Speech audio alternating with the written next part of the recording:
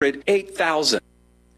Japan's main stock index has hit an all-time closing high, surpassing the previous record that was set decades ago. It's been more than 34 years since the Nikkei hit its previous record high, but less than 3 years after that peak, the stock index lost almost 60% of its value. But unlike last time, company earnings are strong. Global investors have also been shifting their money away from China, where its economy has been slowing down, to Japan. A huge part of this rally is also the weakness of its currency, the Japanese yen, which boosts exporters' shares because it makes their products cheaper in overseas markets. The BBC's Marika Oy. Turkey's central bank leaving its key interest rate unchanged at 45%, pausing a series of aggressive rate hikes aimed at taming inflation.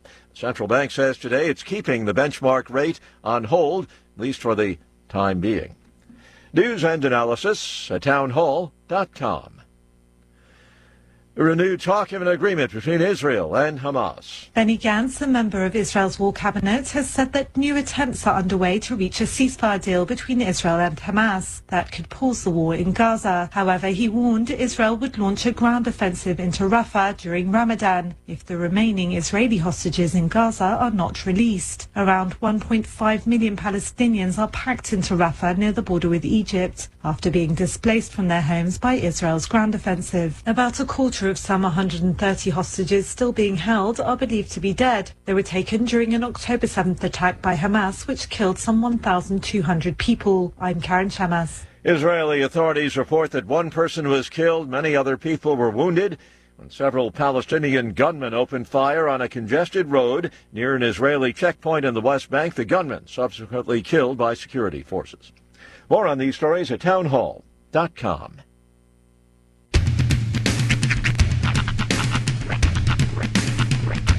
What in the wide, wide world of sports is going on here? I promise you, whatever scum did this, not one man in this force will rest for 1 minute until he's behind bars. Now let's grab a bite to eat. Yeah, come on. I feel the hot wind on my shoulder and the touch of a world that is older. I hit the switch and check the number. I leave it on and then I slumber. I hear the rhythm ringing through it. Flamenco guitar and cumbia music. I hear the talking of the DJ. The travel listen, what does he say? I'm on a Mexican radio. I'm on a Mexican radio. Broadcasting live from high atop the J.P. White Building in downtown Roswell, New Mexico. It's Mornings with Mike Winters on 106.5 Roswell's Talk FM. Is that what I sound like when I talk? Now, here's your host, Mike Winters. And good morning, one and all. Welcome to Mornings with Mike Winters. I am he. That would be me, Mike Winters. Happy, not quite Friday, but Thursday, everybody. I ain't gonna lie. Half the day yesterday, I kept thinking Wednesday's Thursday. Yeah. And a part of me kept saying, oh, good, McDonald's coming. Oh, it's not Friday. I was in my head thinking it was Friday for a good hour or two last night. And I get that a lot. It's not. It's only Wednesday. About the time I'm like, I can see your voice is on. Why is that on? It's Wednesday. Yeah. Which I'm confused. Okay. And I know maybe there's a taping schedule and everything. Ken Jeong is the host. Of The Voice? No, I Can See Your Voice. Oh, That's okay. it's basically a Masked Singer spinoff on Fox where they get average people and people that can really sing, and they basically, put them on a stage and like six of them, and the contestant has to guess based on clues which ones are good singers, which ones are bad singers. It's actually quite an entertaining show. However, last week they've been doing themes, much like Masked Singers, like it's 80s night. Sure. Disney night. So last week's episode was Doppelganger night. And so it was people that looked like Zach Galifianakis, people that looked like, various famous people. So Ken Jeong didn't host the show. It was guest host. The Talk Soup dude. What's his name? Joel McHale. Joel McHale. Thank you. And it was Joel McHale, and so they were kind of like, "I'm Joel McHale." So I was like, "Okay, maybe this is a joke." We're gonna get, they're good buddies, community, and they do everything. And those two are pretty synonymous on game shows. They kind of interchange with each other. However, they did. And I was like, okay, maybe it's a one-off. But then I watched last night's, which was also a theme show. Okay. Twins. So it was all batches of twins. Uh-huh.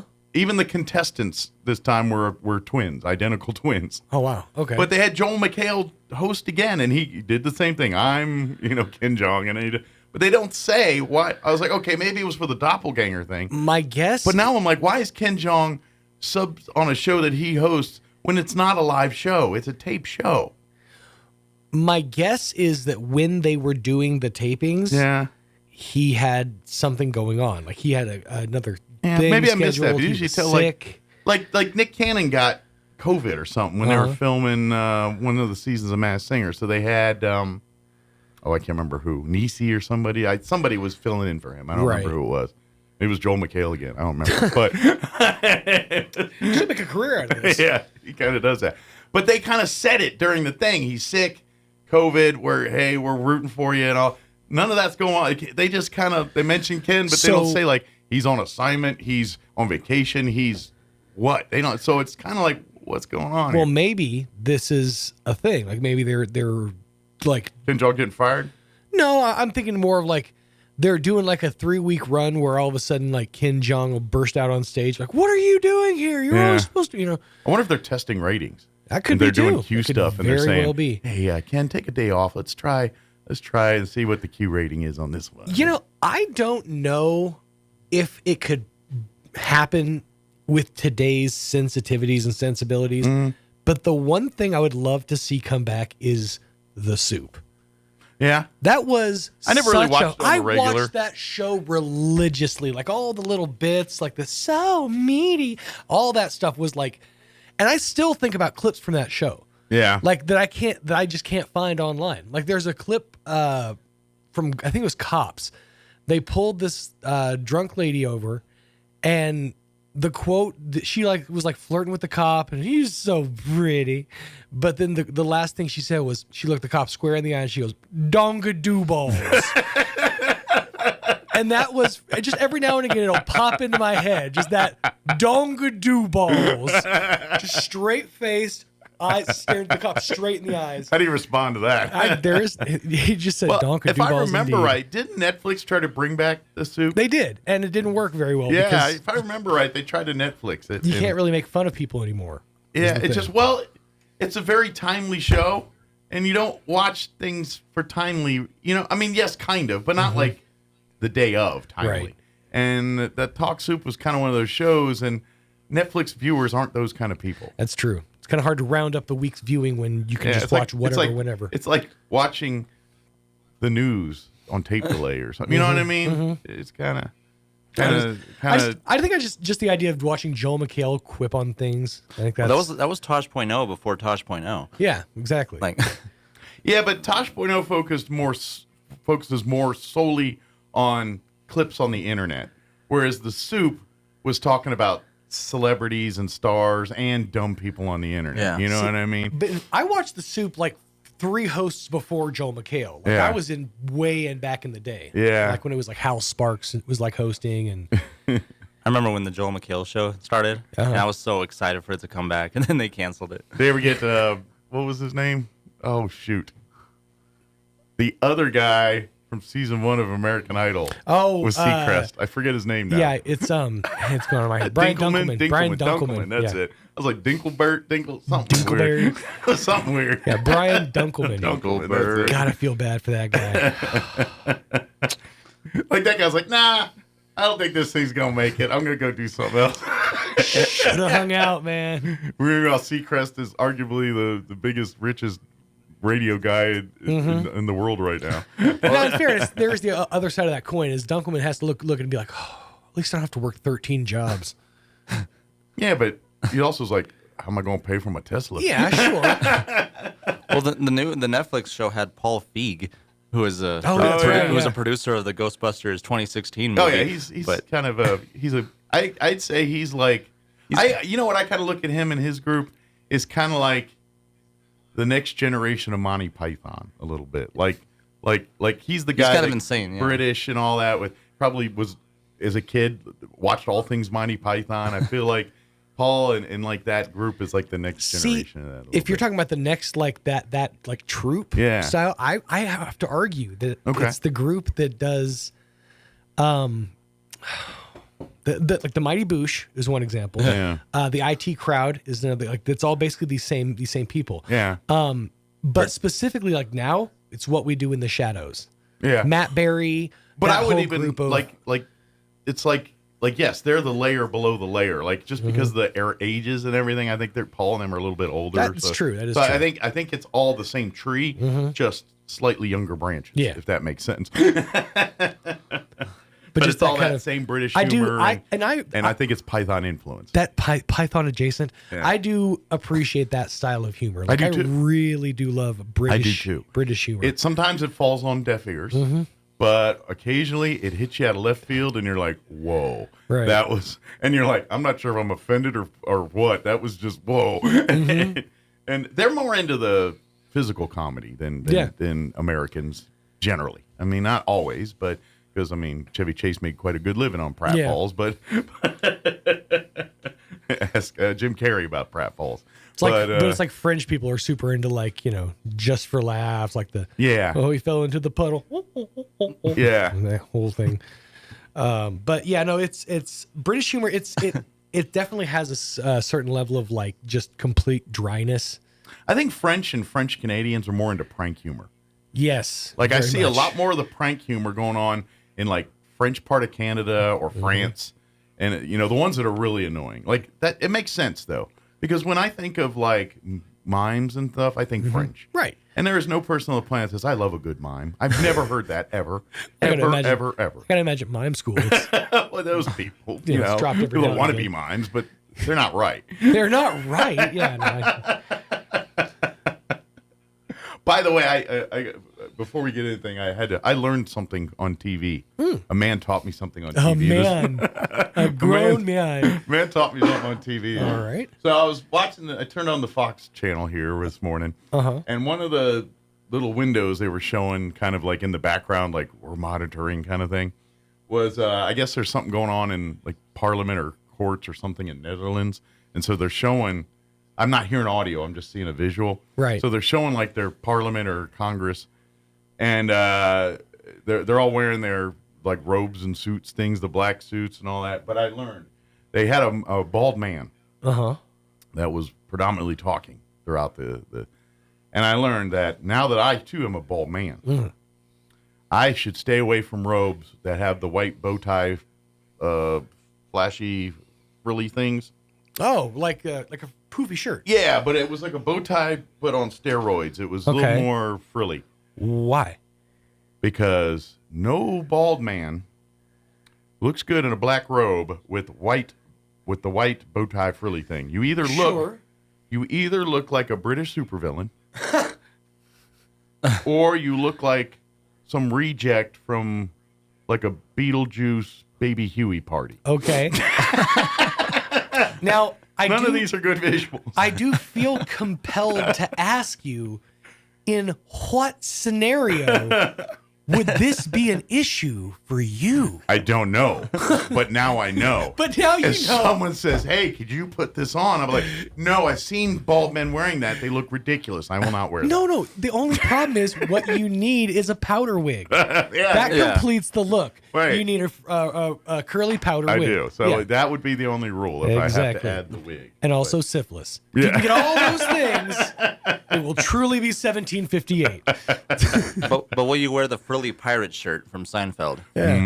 I don't know, man. That's a tough look.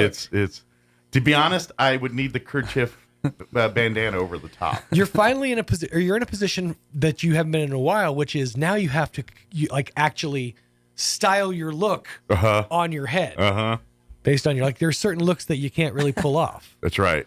And You look one like- of them is the Judge Judy robe. Yeah. I do feel like if you're going to regularly wear hats like that, you really are going to have to look into taking up golf as a sport. No. I tried. I was just bad at it. I'm just thinking of Mike playing Captain Bligh from Mutiny on the Bounty. Have you ever seen that? It's been a long time. Like the Mel Gibson movie? Or It's whatever. been a while. I think I could pull. I don't know. Who knows? Maybe I can. I mean, with the pirates always have a hat. They don't go hatless. So I'd be all right in the poofy pirate shirt, as long as I have either the bandana and or the pirate hat. And the 3-corner hat.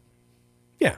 Yeah. For the most part. As long, but then there's that awkward moment when you're in a sword fight and your hat gets taken off with the sword and all of a sudden you're bald. That's why you got the bandana underneath the hat. Oh, yeah. Kind of like a swashbuckler. You grow your back hair out into like a little ponytail. And It's also it's rough too wearing a bandana over a bald head because it really does like give cancer vibes. Yeah. Well, good news is I'm slightly fat, so people don't. Oh, he's not emaciated. No, you just need a handlebar mustache, and then you're Hulk Hogan. I could. Actually, I think I could pull the handlebar. No. We talked about this. That's the superstar Billy Graham look. You have to have the side hair. Yeah, but I think I can grow that mustache. Like I have the pattern on my face to where if I did it that way, it might look not stupid. So I don't know. I think if I took what I have now and then dye the stubble black, and then just shave the in between parts, I could have it. But yeah, I don't want it. Yeah. I don't want to expose my chin. You need it strong here, and so and hair doesn't really grow right here on my chin. It does here, but not there. Yeah. So, anyway, this took a weird turn. Yeah. So we're still here touching our faces. I think I'm done talking about my facial hair / body hair. Let me give you the rundown for today's show. Enjoy your breakfast, everybody. That's right. We're going to replay an interview this hour earlier in the week on the Tuesday or Monday. I can't remember. I think it was Monday. Tori Hornick joined us with the UFO Skate Collective, talking about the updates at the skate park, and they're looking for if you're involved in the skating in all forms, roller skating, skateboarding, wheels on feet. Yep. And even Heelys. wheelchair. Oh, it's true. I've seen some pretty intense tricks. So anyway, but she kind of gave us an update where they're at, and what's going on. So we'll play that interview. In the 8 o'clock hour, about 8:15, Don Weld's back with us. He joined us in the 9 o'clock hour yesterday. Different hat though. Today he's wearing his Bitter Lake hat. Friends of Bitter Lake. I told you Don does a lot of things. He does. And so they've got an event at Stellar Coffee coming up here this weekend. They want to invite people to come out too and just give us an update what's going on out at Bitter Lake Wildlife Refuge. And then it is in the 9 o'clock hour. We'll have our twice monthly update from Crystal Noble from the Roswell Humane Society. It's been a couple weeks since we've talked to her. Get an update on pets available for adoption and any updates on their renovations and any sales and things going on over there. She'll give us that update this morning. Yeah, she was saying the dogs were going crazy during the roof renovation. Yeah, she said last time she was here it was a little. She said it was a little chaotic over there with the construction and everything. It's gone to the dogs. Yeah. Anytime you're doing multi things in a building. Like I learned that lesson when they were shooting the movie at the radio station. Yeah. You can't run a radio station on a movie set. It's pretty much impossible. All right, it is 11:21. Let's get you up to date on the weather. It's kind of it's not as cold as what they're saying, but it's cooler than yesterday. And less windy. I'm meteorologist Steve Hamilton with your Pecos Valley weather. Pretty comfortable daytime highs through the weekend, warming up a little bit by Sunday, but we have high pressure over the area, so we get sunshine today and going up to about 70, little bit breezy. Mid-30s and clear for the overnight hours, and then we'll stay in the upper 60s for the high on Friday. Still plenty of sunshine. Mid-70s on Saturday, around 80 by Sunday and sunny. I'm meteorologist Steve Hamilton, and that's your latest forecast. Thank you, Steve. Currently 50 degrees here in Roswell. Humidity's at 39% with winds out of the west at 10 miles per hour. Low 70s today. Sunny, 72 for a high. A little breezy. North winds 10 to 20 miles per hour. Mostly clear tonight with an overnight low of 38. Northwest winds 5 to 10 miles per hour. Friday, sunny, 66 for a high tomorrow. Winds out of the north 5 to 10 miles per hour. Mostly clear tomorrow night with an overnight low of 37 degrees. South winds 5 to 10 miles per hour. Saturday, back up into the mid-70s, sunny and 74 with north winds 5 to 10 miles per hour. Sunday, mostly sunny skies, highs in the low 80s, 83.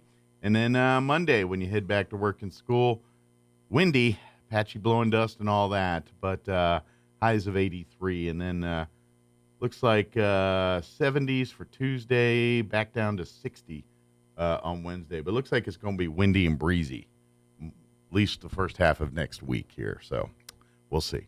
All right, it is 7:23. We're going to take a 3-minute break. Then we'll play our interview with Tori Hornick with the UFO Skate Collective. That's up next. Don't go away.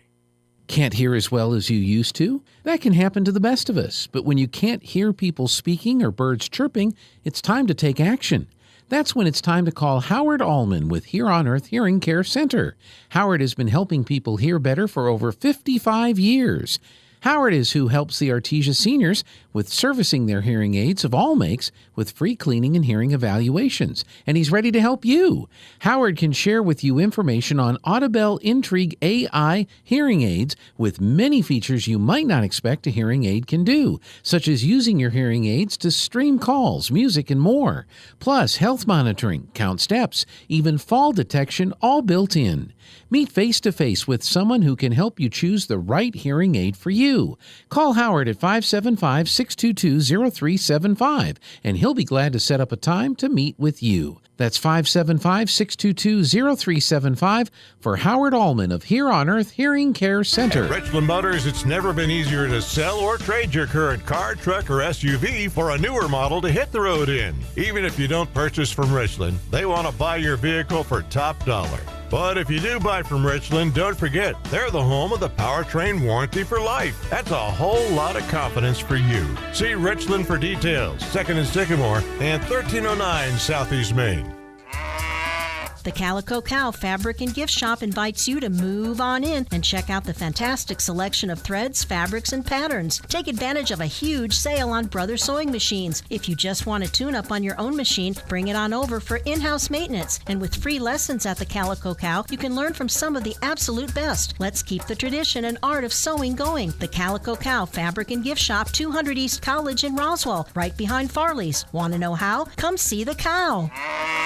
At Anderson Bethany Funeral Home and Crematorium, we honor and pay tribute to the achievements of your loved one by celebrating the life you shared together. Anderson Bethany Funeral Home and Crematorium is compassionate and cares about our local community and the families we serve here in southeastern New Mexico. Locally owned and operated, we will be here to help you decide how to celebrate the bond you've shared and pay tribute to the unique individual you've lost. Visit us at 2609 South Main in Roswell or call 622-5888.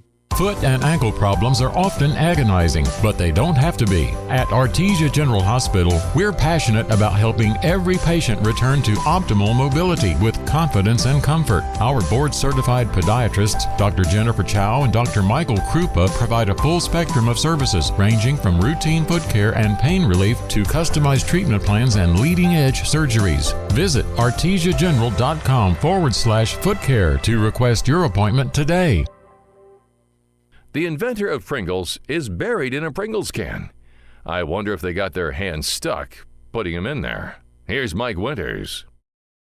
And good morning. It is 25 minutes after 8 o'clock. And joining us in studio this morning, Tori Hornick with the UFO Skate Collective. I think that's the official name we can go with. We did just change it because we're doing our nonprofit status. So that's why it used to be UFO Skate Bash. Yeah, but if you go on Facebook and type in UFO Skate Bash, you'll find everything we're doing with here. Or even if you type in Roswell Skate Park, that'll kind of just Roswell get you in the neighborhood. It brings you everything. Yeah. It's really awesome. But for folks that are not familiar here, the Skate Collective is really, this is kind of, if you're not familiar, late last year, the state of New Mexico, thanks to people like Geneva and some others, worked and we got a grant for $450,000. Correct. Towards the skate park here in Roswell for renovation, upgrade, modification, fixer-up. It's actually for the design of a whole new skate park. For a new park, not the renovations for a whole new park. And we're actually working on the the renovations right now currently with our city. So it's a twofold to give a second place. Yes. And in the meantime, while that's going, we're fixing taking the our cracks, current home and making it more skate friendly. 100%.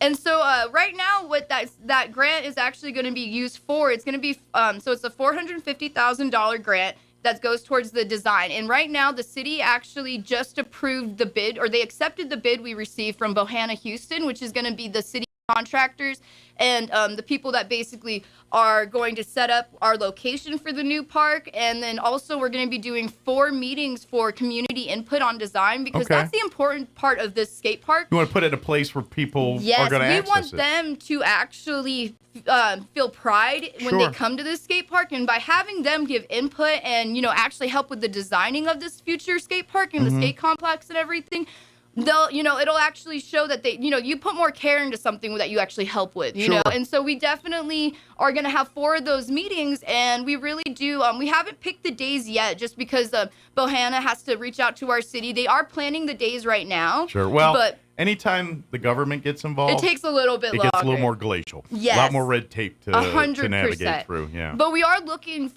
something in the late afternoon. That way people, work and school is not 100%. And kids can come, like anybody who wants to give input, 100%. If you skate and have an interest in it, then you're more than welcome to come. Yes. And by the way, maybe we should clarify. When we say skate, skateboarding, roller skating, roller blading, if there's wheels on your feet, it's under skating. Even wheelchairs. So that's the whole under the point skating mantra here. Yes, we want to make it an all-access wheeled park so that anybody, can come out. And there's even so there's a lot of like pro wheelchair skate. I'm sorry, I don't know the actual. They do like term. the half pipes and stuff on wheel? They do. That's gotta be wild to watch. Sport. Yeah, and there's a lot of families who have actually reached out with kids that have their legs. They need a lot of they have to have stuff on their legs. Like, they can't just ride a skateboard like me or you would. So they actually have been reaching out like, hey, thank you for doing all this. And, do you think there'll be a spot for our kids to, have like one day out of the month to make come it out all there? inclusive. Exactly. Kind of thing. Yeah. And that just shows that the all-inclusive part really will, I'm sorry, I forgot the word. Will work for our community, because we have a lot of people who do need an all-access wheel park. Even we just got the all-access playground, which is right next to the skate park. Yeah. And a lot of those families do come over, and we start talking to them because we do skate meets. We actually just started our skate meets up yesterday. Was our first one of the year. Good deal. And we had over 50 people.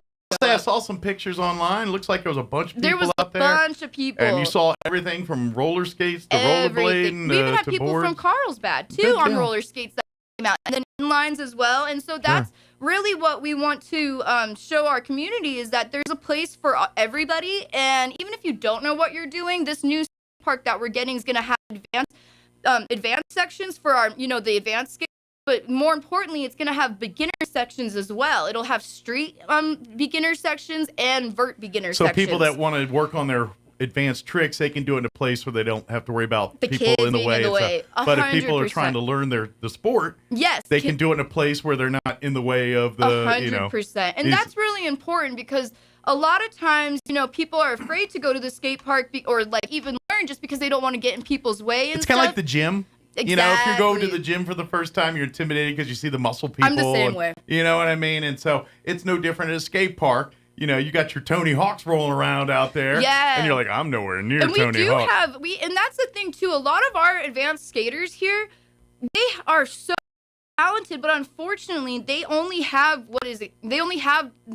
ride what's accessible here to them. Sure. But a lot of those skaters, like I even have a half pipe in my backyard. Like a lot of us have half pipes built in our yards, but not everybody can build those. Semi good handy people too, or repair people. And actually, if you guys ever need a half pipe, definitely reach out to us, and we'll get you guys, in connection to Quint. Hey, that's all STEM, folks. That's science, math, engineering, right there. 100%. So Quint White, he's actually a local skateboarder and one of our advocates. He's going to be the vice president of our nonprofit. He actually can do any type of skate ramp you need. So definitely, if you need a ramp built, reach out. He's the one to reach out to. And here's something that I would find people that maybe are interested or want to check the community out, so to speak.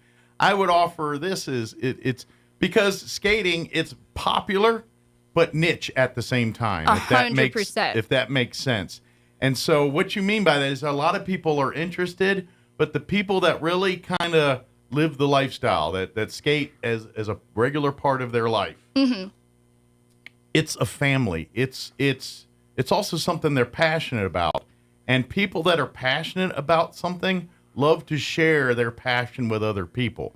So when you find the people that are into skating and stuff and you're interested, rather than be intimidated, talk to them about their craft, and you're going to find out you might not be able to shut them up because they just want to share everything about their sport. That's kind of what happens with me sometimes, too. I'll get people asking me about advocacy stuff. Like, even I've had people reach out from Lubbock, Artesia, Ruidoso. I'm working with a few skaters there to start up skate meets in their community. Mm-hmm. And it's just about giving, little advice, just basically how we got started, which was, putting up fires around town, like all the main spots that the youth go to. And the most important thing is I always say all wheels, all skills, because that's the point. Like, that's the whole point of this, is we want to share the skate park with everybody, and we want to make skateboarding, roller skating. We just want to make all, like, anything that you can use at a skate park. We want to make it more accessible to our community. And there's a lot of people, because we're also starting a youth skateboarding class, and with hopes with that, we're going to branch out to other skate park, like roller skating, even scooters too. Eventually, we hope to bring all of that there for classes like that. But right now, we had in March, we're going to have it on Sundays, and those classes have already filled up. And I mean, it filled up within 24 hours. Wow, so demand is there. It's really there. And then also, too, a lot of these kids, of course we tell them you got to have the helmet. And so that's why we're making this class free, because I want the kids to, buy their helmet and safety gear that they might need. But if they need a skateboard, we have loaner boards for that. And that's, to be honest, that's the expensive part of the hobby, is the skateboard. Yes. The helmet and the pads and all that you can get relatively cheap, very for cheap. under $100. And even if people, let's say they can't get those things, we have a lot of skate brands, or even just, even businesses in the community that have been donating, which we can get you a helmet if you do need, that and stuff like that. We want to make sure everybody's safe when they're riding. Absolutely. And because even yesterday we had some people on the ramp, and thank goodness she had her helmet on, because she was just, right. And she's a more than a beginner skater for sure. She's really good at park skating, and she hit her head on the ramp really hard. But you know what? Because of her helmet, she was fine, and that's the good thing about it. Absolutely. And I'm kind of curious about some areas, and just because, and this is going to be a little selfish. No, for my own 100%. Selfishly, me asking these questions because I want to know for my own purposes. Pull back the curtain. Growing up, for me, I was a hockey player. I played ice hockey.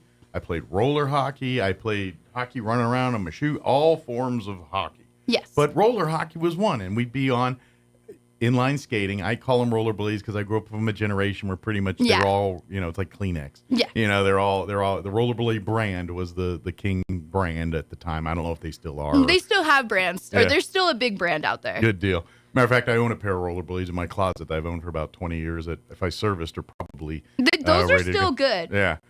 They just need new bearings, probably. Yeah, probably need some bearings. They probably rust up a little bit. Yeah, but you can replace them. But they're actually hockey rollerblades. So no, and that's cool. The hockey boot. But what I was asking is, so is there plans at some point in the skate park to maybe include like a roller hockey rink? So actually, yes. So the design with that $450,000, the reason why it is so much money is because it is going to cover a roller rink for inline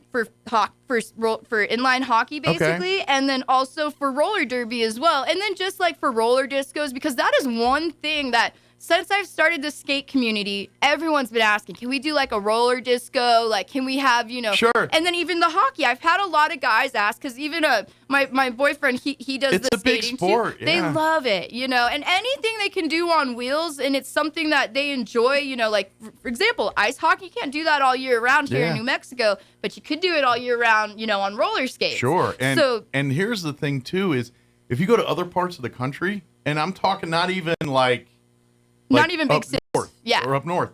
Roller hockey, it's a thing now. It's a thing. And they're all community driven, very much like this. They're roller leagues, but it's not organized by the city. It's actually organized by the community. And one cool thing is our city's been very, they are very supportive in letting us run everything with our community. So I think it's one of those aspects where I think there's and I think once enough people see it, the sport will catch on. Yes, and since people saw the $450,000 grant, that's where more people were like, "Oh, this is really going to happen." Because before people would be like, "Oh, that's not going to happen. Sounds nice. The city's not going to build that park." Or I get a lot of pushback from people thinking we're asking the city to pay for this park. Sure. No way at all. We're going to try and secure these grants and funds through, we don't want to take away from any other let's project. Be honest, 450 is probably not enough to do the whole park. No, so the thing is, this is going to be for the design, but there's only 2 steps. First is design, second step is construction. So the design grant that we received from it is the $450,000. Once we finish that, it's the New Mexico Quality of Life grant that was given to us by our governor of New Mexico. There's a second grant to this. So once we are done with this one, we can actually apply for the construction grant. Okay. Yes, and then also... So it's basically proof to say, no, we're committed to it. We're committed. We got the plans, but it's proof to the grant people. Saying Yes, that also. And I have been in contact with the governor's office, emailing them, and I've had a few phone calls as well, because they're really... the governor is banking. She has. There's a few other skate parks that are being built, in Las Cruces that she's a part of, or she's at least helped them receive money in ways like with us. Okay. And so New Mexico is getting a bunch of new skate parks built up. Good deal. Yeah. Have you all talked with maybe some of the other communities and see what they're doing and kind of getting brainstorm a little bit about their ideas and sharing ideas on some of that? So I've been talking to a few of the people from Las Cruces, and they're using brine lines, which unfortunately we had to do a bidding process, so we couldn't just buy, or we couldn't just go to a skate company that we wanted and just buy them out to build our things. We had to go through the city stuff because unfortunately with the grants and working with the city, there's rules on how you do all that. Yes, but we had an amazing Roswell city engineer write our grant out, or just write everything out for the grant, and so it's all specifically for the design. Whenever these people do, whoever did like Bohanna Houston, how they did get the design and everything, they will reach out to a real skate park construction builder, and they'll be they'll come on to the team as well. Gotcha. And makes sense. Yes, they get their architects and experts. That's what they do. Is and build the skate reason parks, why we had to have Bohanna Houston though was really because they have to do the bathrooms, the parking lot, the location, the infrastructure side of it. Yes, and there's a lot of that because we're doing a regional size skate park, which is going to be anywhere from 30,000 square feet up. And well, and where this could lead to. Yes, because we're hoping for. So I've already been talking to a lot of skate brands that do have, or team riders that I did talk to Birdhouse about possibly getting a skate demo, because in El Paso I went over the summer to Packatoo Skate Plaza, and they had the Disorder team come out, which is Nigel Houston. He's one of the. He's the go to skateboarding, nowadays. And so I've even talked to them just how do we go about getting, pros to come skate our park and stuff. And so they even said. Kind of already had a little bit here with Bam and Tony. And yes. No. And those things all open the door, you know. And so we've been talking to them, and we're trying, hopefully we want to start getting demos out here, at least one big one a year, to have pros come out. And, even let's say this new skate park doesn't happen for a couple more years, because it is going to take time to build. Absolutely. We were told about a 3 to 5 year, and 5 years is kind of the max, but we're looking more around 3 is kind of, but, we want to make sure no one gets their hopes up, in a sense.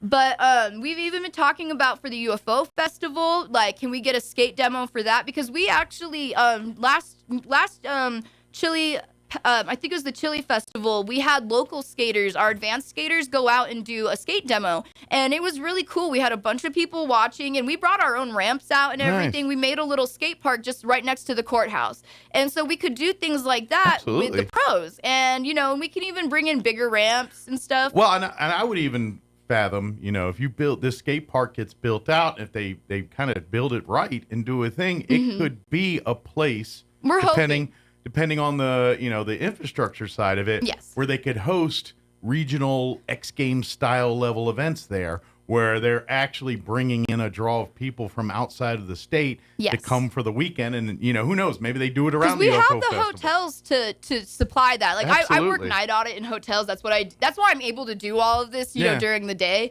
But we definitely have the place to put all these tourists. And right now there's even so many other pro skaters that, you didn't even know came through town. But because they've checked out our park and they'll skate with the locals for the day, but then they bounce because it's not that anything amazing. Sure. But if we put something amazing there, and more will come and you will hear about it. And we have a name. Yeah. The name Roswell is internationally known. For UFO stuff. And it's one of those things where I think something like skating would love to attach to that as part of their thing. And we really are, like, because that's the whole plan, is to get a UFO themed skate complex. And people love that idea. Even in the skate community, like, before starting this project with the city, I was talking to a lot of the skate companies, or the skate park companies. Like, I was talking to Grindlines, Team Pain.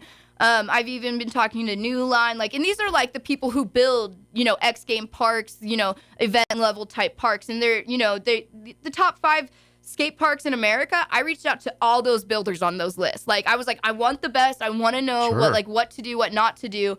And they all loved the idea. They're like, this is something that can bring people to your town. They're like, and the thing is too, everybody wanted to build it, but unfortunately there can only be one person, and we had to go through the bids and everything with the city. So, unfortunately we couldn't pick, right off the bat, but we are so excited for this. And because it's gotten so much attention, we even had, another skate park, design company, Slow Concepts.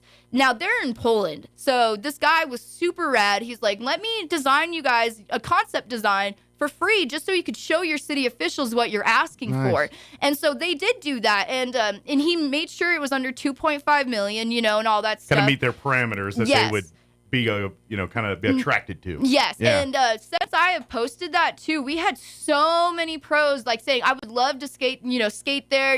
They're like, even if you guys, and everybody knows too, that's just the concept idea to get, the city officials that were on board. But what we're asking for, is going to be completely community helped built. And the design too that I did use for the Sloan Concepts, I actually, during our skate meets every week, I had our skaters fill out a notebook and they would add their ideas of what they wanted. So let's say not all of our skaters might not be able to make it to these meetings. Well, I definitely have that notebook still. And I mean, everything's in there. I mean, the whole notebook's filled, and you can kind of tell what most of the people like because it's repetitive in there. So things that are more requested, you're like, all right, that's something we need to incorporate because more people want to see that. And a lot of people, they just want something that they can actually advance their skating, because our skate park really doesn't, you can't be like, we have Geneva Martinez is a pro roller skater, but she built a whole park in her backyard. And our skate park, unfortunately, isn't built for people to become pros. But they, with this new park, we're hoping that our youth that does want to make a career out of this, or even just get in the skate industry somehow, because there's a lot of people, even when I was younger, I wanted to be in the skate industry, but I didn't know, there was more than just being a pro. There's a lot of behind the scenes work. Got to market and sell yourself, and you're a product at that point. 100%. And so, now that I'm older, I'm able to advocate and tell these younger kids, no, there's other things you can do. And hey, if you do want to be a pro skater, I want to help you get there. Sure. And who also says maybe they don't go on to a career in skateboarding or skating, but that's the platform to get them to that career. Exactly. Okay, I'm a lawyer, but my confidence from skating and learning and doing that gave me the tools to be a good lawyer. And dedication too, because it takes a lot of dedication to learn a trick. And you also have to learn how to fail properly. Absolutely. Because a lot of times, and I'm noticing with this younger generation, unfortunately, when they fail at something, they don't take it as a learning type of stepping stool, They kind of take it more, they get more depressed now, especially with the internet and everything nowadays. But when you fail, it's a really good learning process. You're right. Once you fail and you succeed from failing, that's a huge goal right there. Something just hit me, and it all just kind of when you said that, I saw your eyes. You're absolutely right about how you fail, you keep trying, and I'm telling you, it just so happens to be a skating reference, but one of the most determined things I've ever seen happen is through skating. And what I'm going to invite you to do is, I think it's on HBO or Max or whatever it is, I'm not sure. There is a documentary about Tony Hawk. Yes, I have seen that one. That came out like 2 years ago, maybe. Correct. It was during COVID. It came out. It's shortly after he broke his leg. It was right around that time. And it's an amazing documentary, kind of talking about his life and where he's at. But at the beginning of that documentary, they just show him in like his little private ramp or wherever he works on his tricks and things in his mansion or wherever he does his stuff. And the man is trying to nail a trick. Mm-hmm. And he keeps failing. Like, he's busting his butt. He's like, I mean, he's not just falling. He's falling. He's falling. He's getting slammed. He's getting his butt handed to him. Mm-hmm. But he will not. Like, everyone around him's like, dude, take a break. Stop. No. Stop. Not Tony. Tony's like, nope. And he'll limp his butt back up there. And he does it again. And he did that until he finally nailed the trick. He was literally there hours beating himself and up. I've seen skaters do that too. Like even Robert Zamora, the one who won, he won Tony Hawk's Skate Park Hero, Tony's pick, which that to me was really awesome because there was two winners. There was the one who won with all the votes, and then he won from Tony's pick, which I think is awesome. Just on that because Tony literally was like watching his video and he's like, Robert Zamora and him, like, if you watch him skate until he lands something, he's gonna just keep going and just keep pushing, and it's really awesome. And he's. But you're right. That's what it takes. But if you learn that through skating, you can apply that through any aspect of your life. Correct. It's learning the mindset. It really is, and that's I think especially nowadays, and how I heard you guys talking about with COVID too earlier. It's not the same since COVID. Nothing. And actually, since COVID, that's really when our skate community blew up. And I mean, like, because when you're sick, you're not going to go skate. Nobody sick is going to go skate. Right. No. So, and I mean, you can tell, too, if they were sick because they're not going to be able to push a board. They're going to be coughing, dying.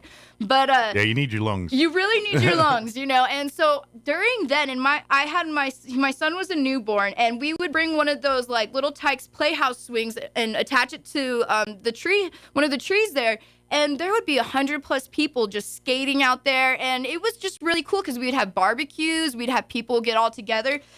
You could separate but be be at the same time. Yeah. Oh, yeah. And honestly, people just wanted something healthy to do, and especially, that's what really built it to a community, or more than a community. It really became a family because we all took care of each other. And like, there were times where there was locals that I noticed weren't coming to the park, and when I asked them, if they were sick or something, I would go take them food and everything, or even other skaters would go take them food because at that time, even if you just had a common cold, you couldn't go anywhere, right, Yeah. And so, and that's when, during that time too, a lot of like roller skates were completely sold out. Like I even had bought a new pair right before COVID had hit. And because as soon as COVID hit, I even ended up getting a thing like 2 weeks later saying my skates were put on hold because the manufacturers they didn't have it to send out. And I was like, no way. And it literally, I finally got like an email like a year later saying that they were ready. And I was like, I already got another pair, but it was just crazy. That was the world we lived in at the time. Yeah, and it was really crazy though, just how all that happened. And especially too, because we even had the Aquatic Center, sometime after that. And it was after when COVID was finally done, they decided to host a skate event. Well, they canceled it.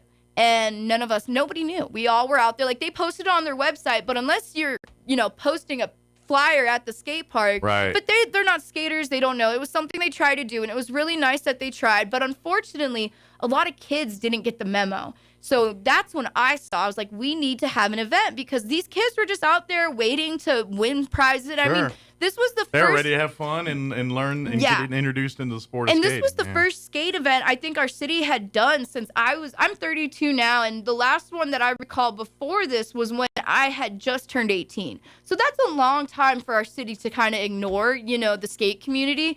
And so whenever that happened, that's what I was like, no, I'm going to reach out and I'm going to make, events. And so for my son's first birthday, because that was where I was able to use his birthday platform to, start all of our events. And so we ended up calling it Liam's Skate Bash.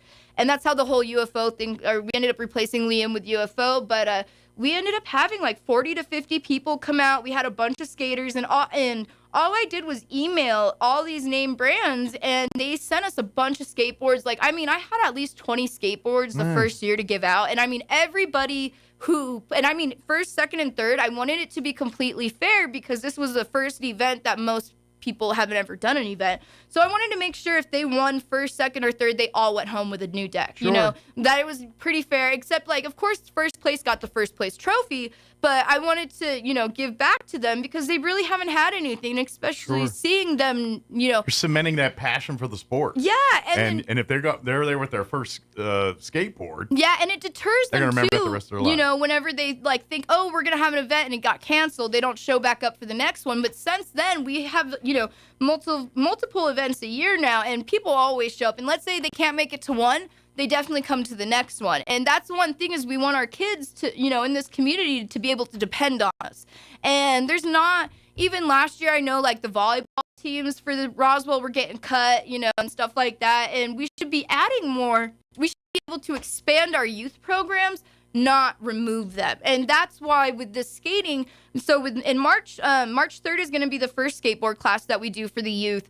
And from this class, I want to expand it to roller skating, and it's going to be park skating because I know at the Adult Center, they do some roller skating classes sometimes throughout the year, but that's strictly, you know, inside in their basketball area. We're going to teach them how to do stuff at the skate park. Gotcha. And that's really, especially because before this new park comes in, it's going to be big, and they're going to have new skating modules that like our parks didn't have, you know, that they've never seen here before. Right. And so we want to get them prepared, and we want to make sure that they're 100% ready for those, you know, things. It's nothing, you know, you got to learn to crawl before you learn to walk. Exactly. You need to know how to go forward, backward, and all that before you start taking the ramp and navigating jumps and grinds and all the tricks and maneuvers. 100%. And it really does help kids when someone's there, like a coach, you know, help like pushing them, like, you know, telling them, you know, good job, even when they, you know, might, because that's the thing too. We want to teach them, you're not going to land the trick right away, like how we were talking about earlier. You are going to fail sometimes, but that right there is a win, like, you know, because unfortunately we are a rural disadvantaged community or, you know, area.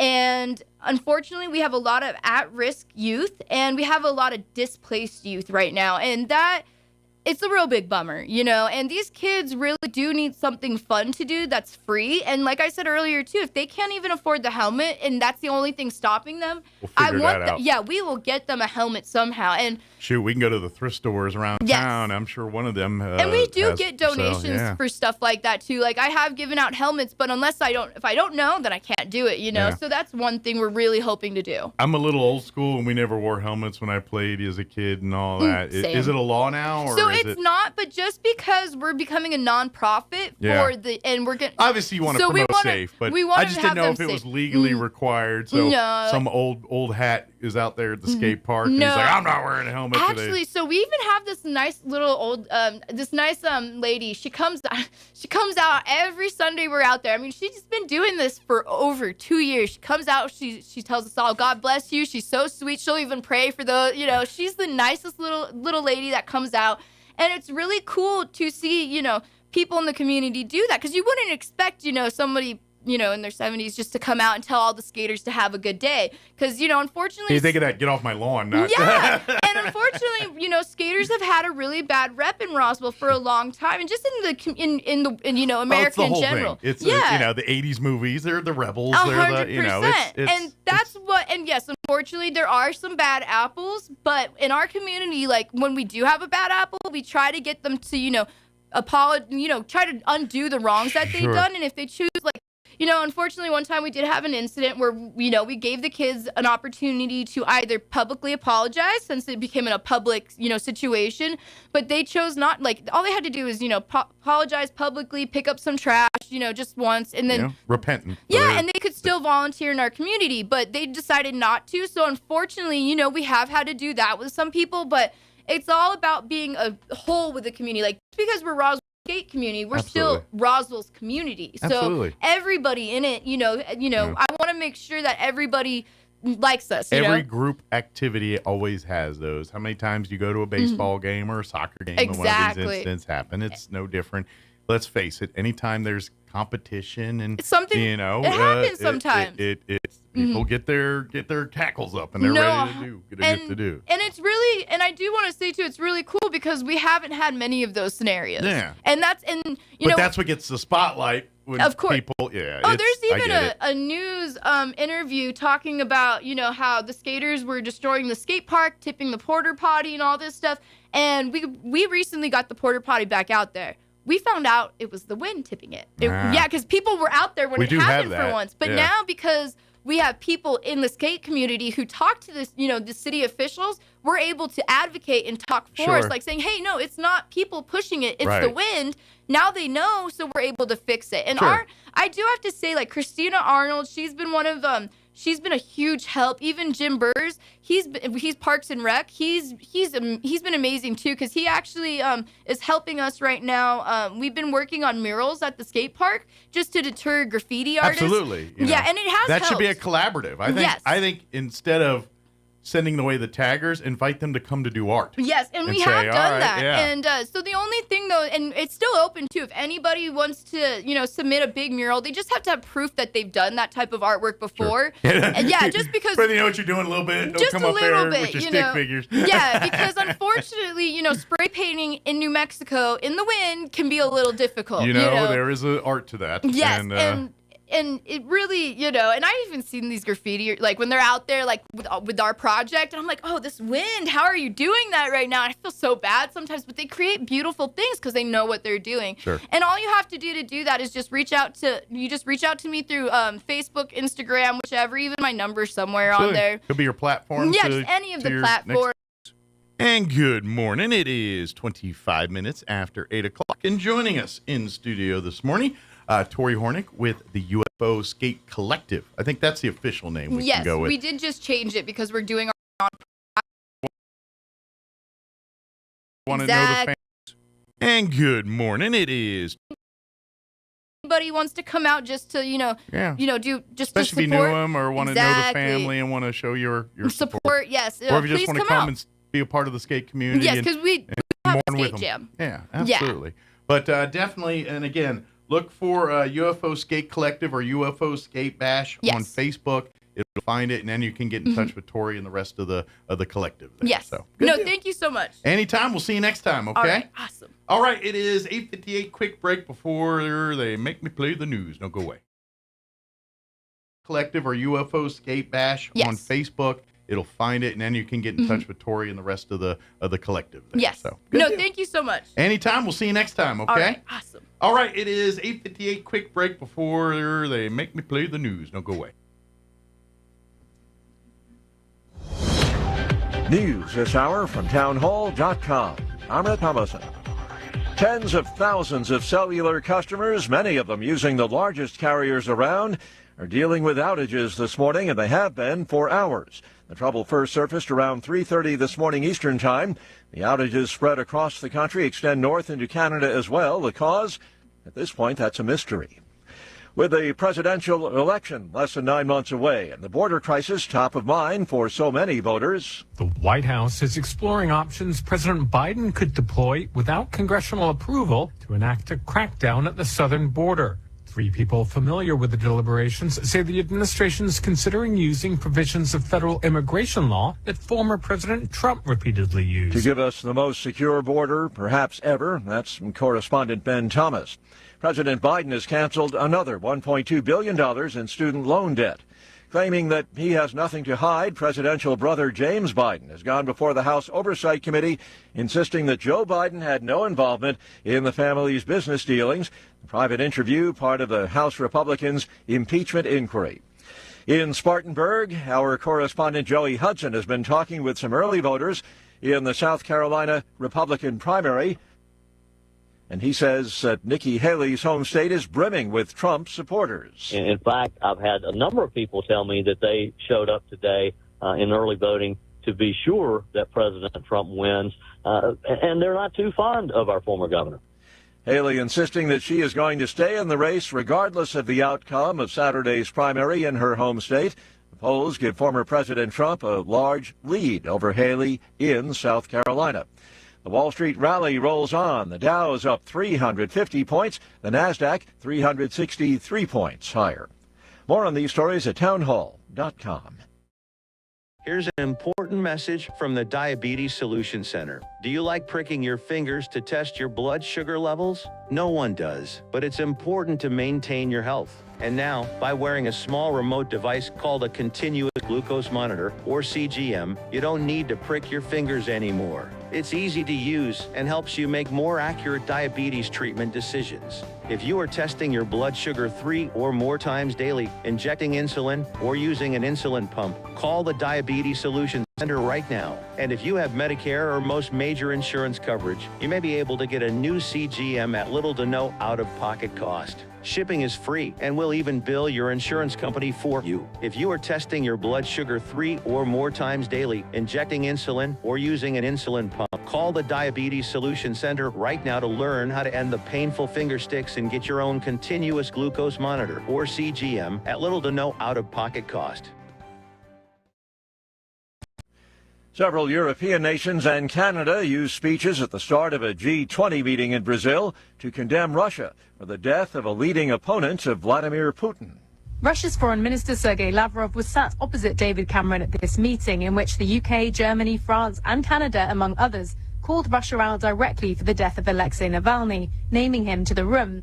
Lord Cameron used his speech to ask all nations present if there was anything more basic than the right of a sovereign country not to be invaded by another, and said Russia must be made to pay for its aggression.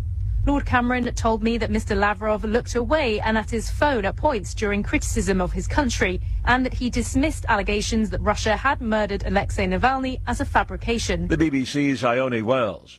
Albania's parliament has approved a deal for the country to hold thousands of migrants rescued in international waters by Italy while their asylum applications are being processed. Townhall.com. More questions about what young people are learning at Harvard University following the appearance of what is described as an anti-Semitic cartoon. That cartoon was posted on social media by student and faculty groups that advocate for Palestinian liberation. Harvard's Undergraduate Palestinian Solidarity Committee took responsibility, apologizing for what it acknowledged is an anti-Semitic trope and blaming it on ignorance and a lack of oversight. The Harvard faculty and staff for Justice in Palestine also apologized, saying it's contrary to their values. The image was removed, but not before it prompted a storm of criticism that Harvard isn't doing enough to protect its Jewish community. Keith Peters reporting. It's called Panda Diplomacy. China planning to send a new pair of giant pandas to the San Diego Zoo. This after a few years in which nearly all the iconic bears in the U.S. were sent back home. More on these stories at townhall.com.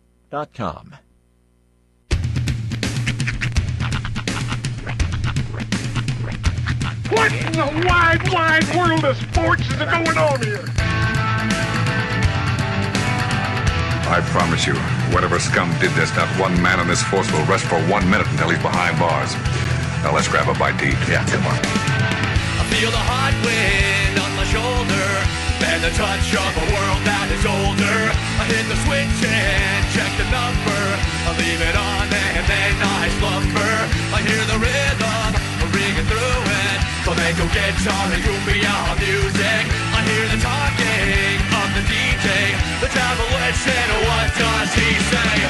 I'm on a Mexican radio.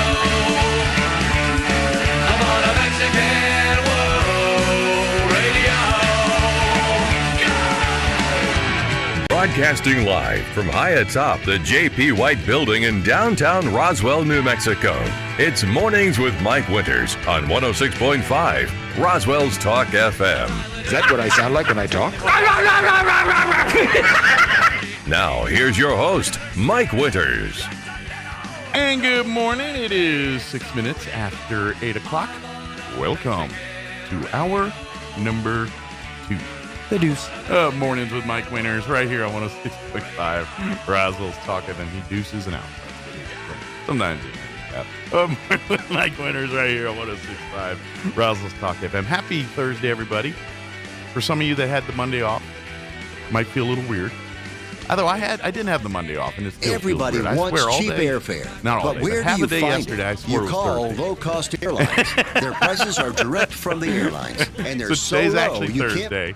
Tomorrow is Friday. So happy Thursday, everybody. Welcome to it. Hope all of you are having a great day. Weather is actually it's going to be nicer today because a little breezier, a little cooler, but we're still supposed to be lingering in the 70s today. They were initially saying we're going to be down in the mid-60s, but yesterday they amended it. Maybe it got warmer than they anticipated yesterday because it was pretty nice when it wasn't windy. Actually, when the sun went down, the wind kind of died down, and I was out and about in the front yard there a little bit, and I was like, it's kind of nice out here right now. It's a good time to be out, but today a little bit better, and then of course the weekend supposed to warm up, and then from what I'm looking at, the weather next week's going to be full of wind and fun. So we'll get you up to date with that weather here in just a little bit. A couple of other things I wanted to mention here. While I got Don here on Sunday, we're going to talk about a different event. But this Sunday, American Legion Post 61 is having their annual Four Chaplains ceremony. And we talked with Don. Don's going to be back wearing a different hat today, but we talked with Don yesterday with the American Legion, talking a little bit about that. It's going to be Sunday, 3 p.m. at First United Methodist Church there on Pennsylvania.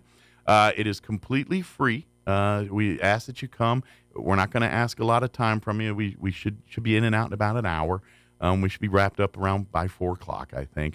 But what we do is the Four Chaplains is there was an incident that happened during the early parts of World War II where the USS Dorchester was a ship carrying cargo troops to Europe for the war. And the boat was attacked by a German submarine, a U-boat, and was sunk, was hit while crossing. And these four chaplains basically sacrificed their lives to save countless GIs getting off the boat. They gave up their own life jackets. They literally spent the last waking minutes of their lives getting the soldiers and seamen and airmen off the boat and onto the life rafts and into there wasn't enough life jackets for everyone, so they literally gave theirs to others, and so they went down with the ship doing their duty as chaplains for and so it's an amazing story. They are well recognized, but they don't sometimes get some of the credit and deservance that they do. So the American Legion nationally has always made it a point to every year honor these four chaplains, and their ceremonies Legion posts across the country during the month of February do events celebrating these four individuals. So we will be doing ours. Normally the event usually takes place at the beginning of the month around. However, we've learned that when you try to compete with the Super Bowl for getting people to attend your event, you're going to lose every time to the Super Bowl. So we move it back a little bit when there's not as many, things like Super Bowls happening and stuff. So it'll be this Sunday, First United Methodist Church. We don't get a lot to come out, so I'd love to bring your family, bring your kids, to hear the story. It's an emotional story. I'm not gonna. You'll run the gamut of anger, sadness, and honor, and just a sense of, man, it's really what, it's a really good reminder of what America and Americans are about, and what the spirit is, and why we do all the things we do. It's because of people like this. That's why we do that stuff. So I'd love to have you come out for that this Sunday, 3 o'clock. Come, it's free. You come if you want to learn more about Legion. Come out. We'll be happy to talk to you. But if you just want to come and see the ceremony and be on your way, we'd love to have you do that. So we have plenty of room. We never have to turn people away at the beautiful big facility there at First United Methodist Church. So we got plenty of room for you. And their pews are padded, pretty comfortable too. If you had to. I'm not saying you should, but if you had to nap in there, you could. Right? But that is Sunday here. Let me give you the rundown for this hour of the show. We'll get you up to date with the weather here in just a few. And then we're having Don. We're talking Bitter Lake Wildlife Refuge this time, though. Tonight, out at Stellar, they're having a conservation discussion. So they love a conversation, yes, where you can sit and talk a little bit about Stellar coffee. So come a little hungry, a little thirsty. get you a tea or coffee and a sandwich or a pastry or something like that, and come and learn more about, be a part of this discussion and hear kind of, is it kind of, and we'll have, and I don't want to start the interview, I've kind of already started, but Meredith and Donnie, I was about to start asking Meredith questions like, oh yeah, we haven't started the interview yet. Hold on. Let me get to those quicker. I was about to interview on this event, and I was like, wait a minute, I got to get where I'm at here. So I just started diving in. But we'll get more from you. I got a question for you. I was about to, let's talk about it. Oh, wait. I got to do things first. With that being said, since I'm ready to start the interview, let's go ahead and it's 12 minutes after 8. Let's get you up to date on the weather. I'm meteorologist Steve Hamilton with your Pecos Valley weather. Pretty comfortable daytime highs through the weekend, warming up a little bit by Sunday, but we have high pressure over the area, so we get sunshine today and going up to about 70, little bit breezy. Mid-30s and clear for the overnight hours, and then we'll stay in the upper 60s for the high on Friday. Still plenty of sunshine. Mid-70s on Saturday, around 80 by Sunday and sunny. I'm meteorologist Steve Hamilton, and that's your latest forecast. Thank you, Steve. Currently, come on, weather. There it goes. Currently 50 degrees here in Roswell. Humidity is at 39%. Winds are out of the west at 12 miles per hour. 72 are expected high today under sunny skies. Winds will be a little breezy out of the north, 10 to 20 miles per hour. Tonight, skies will be mostly clear. Expecting an overnight low of 38 degrees. Winds out of the northwest, 5 to 10 miles per hour. For your Friday, a little cooler, 66 under sunny skies tomorrow. Winds will be out of the north, 5 to 10 miles per hour.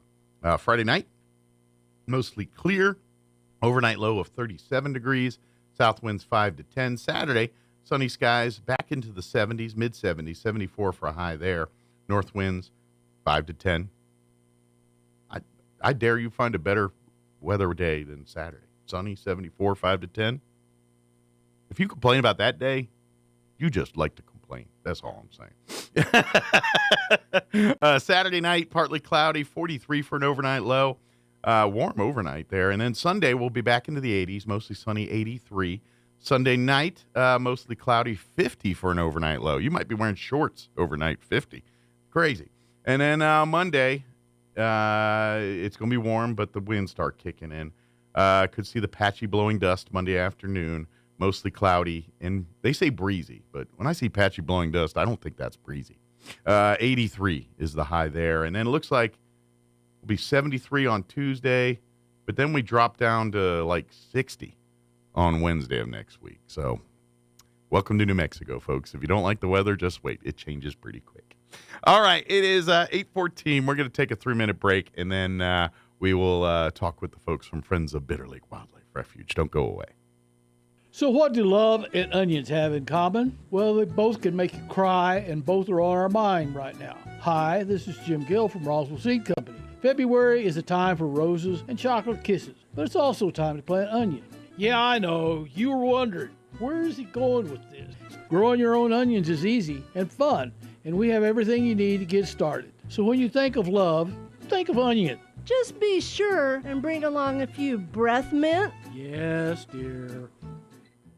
It's one of those things we've all had on our mind. No matter how much we want to ignore it, we all know that wisdom teeth can cause pain, teeth crowding, and even infection. Hi, this is Dr. Sarah Usher with Carabelli Dental. I am proud to be a part of an outstanding team who understands your concerns when considering wisdom teeth removal. Call us today and let our staff walk you through the process so that you are confident and prepared for your wisdom teeth removal. And don't worry, we have sedation dentistry options so that you can rest and feel at ease. Come see the team at Carabelli Dental. Call 575-622-4455. Pecos Valley Production is excited to announce their online ordering has never been easier because now you can order from PVP online in Spanish. Simply head for PecosValleyProduction.com and switch the tab on the bottom left of your screen from English to Spanish. Now it's never been easier to get access to the healing and calming products you need simply and affordably. Just log on to PecosValleyProduction.com and switch the tab on the bottom left of the screen from English to Spanish. Pecos Valley Production. Dairy to dank since 2016. Must be 21 or over with valid ID to purchase.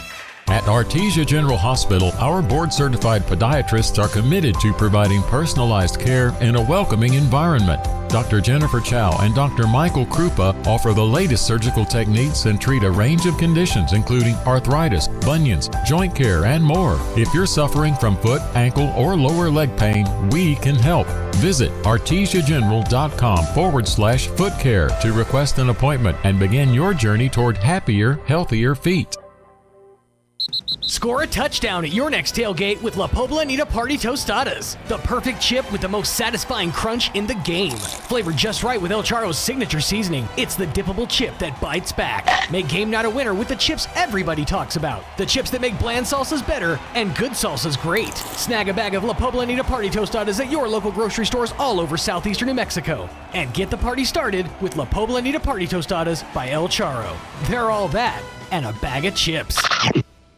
Roswell Livestock and Farm Supply is your one-stop shop for farm and ranch supplies in southeastern New Mexico, with a friendly, knowledgeable team that can help you find the answer to your problems with brands you know, including Prefert, Pearson, Purina, High Pro Feeds, Ariat, Wrangler, Cinch, Justin Boots, and more. Roswell Livestock and Farm Supply are proud supporters of area sports, 4-H, FFA, and the farmers and ranchers of tomorrow. Open Monday through Friday, 7 a.m. to 5:30 p.m., Saturdays 7 a.m. to 5 p.m. at 1105 East 2nd in Roswell. Roswell Livestock and Farm Supply, family owned for more than 50 years. The octopus and the squid both have 3 hearts. That's why they eat so many Tums. Here's Mike Winters. And good morning. It is 18 minutes after 8 o'clock, and joining us officially now in studio this morning from Friends of Bitter Lake Wildlife Refuge, Meredith Hildreth with us, and Don Weld back fit now, not wearing his Legion hat, but wearing his Bitter Lake Wildlife Refuge hat and shirt today, too. So, good morning. How are y'all doing today? First off, for folks that aren't familiar, because I got to go to least common denominator, give folks a little bit of a history, just talk about Bitter Lake and the Wildlife Refuge. And I always tell people, you know, when we come to recreation and seeing what your beautiful area has to offer, you know, a lot of people think of the two, Bottomless Lake State Park and Bitter Lake Wildlife Refuge. They're both kind of out in that same stretch of woods out there, or desert, yeah. And I want to, you know, if you want to go and boat and recreate and camp and do things like you do at a state park like that, you go to Bottomless Lake State Park.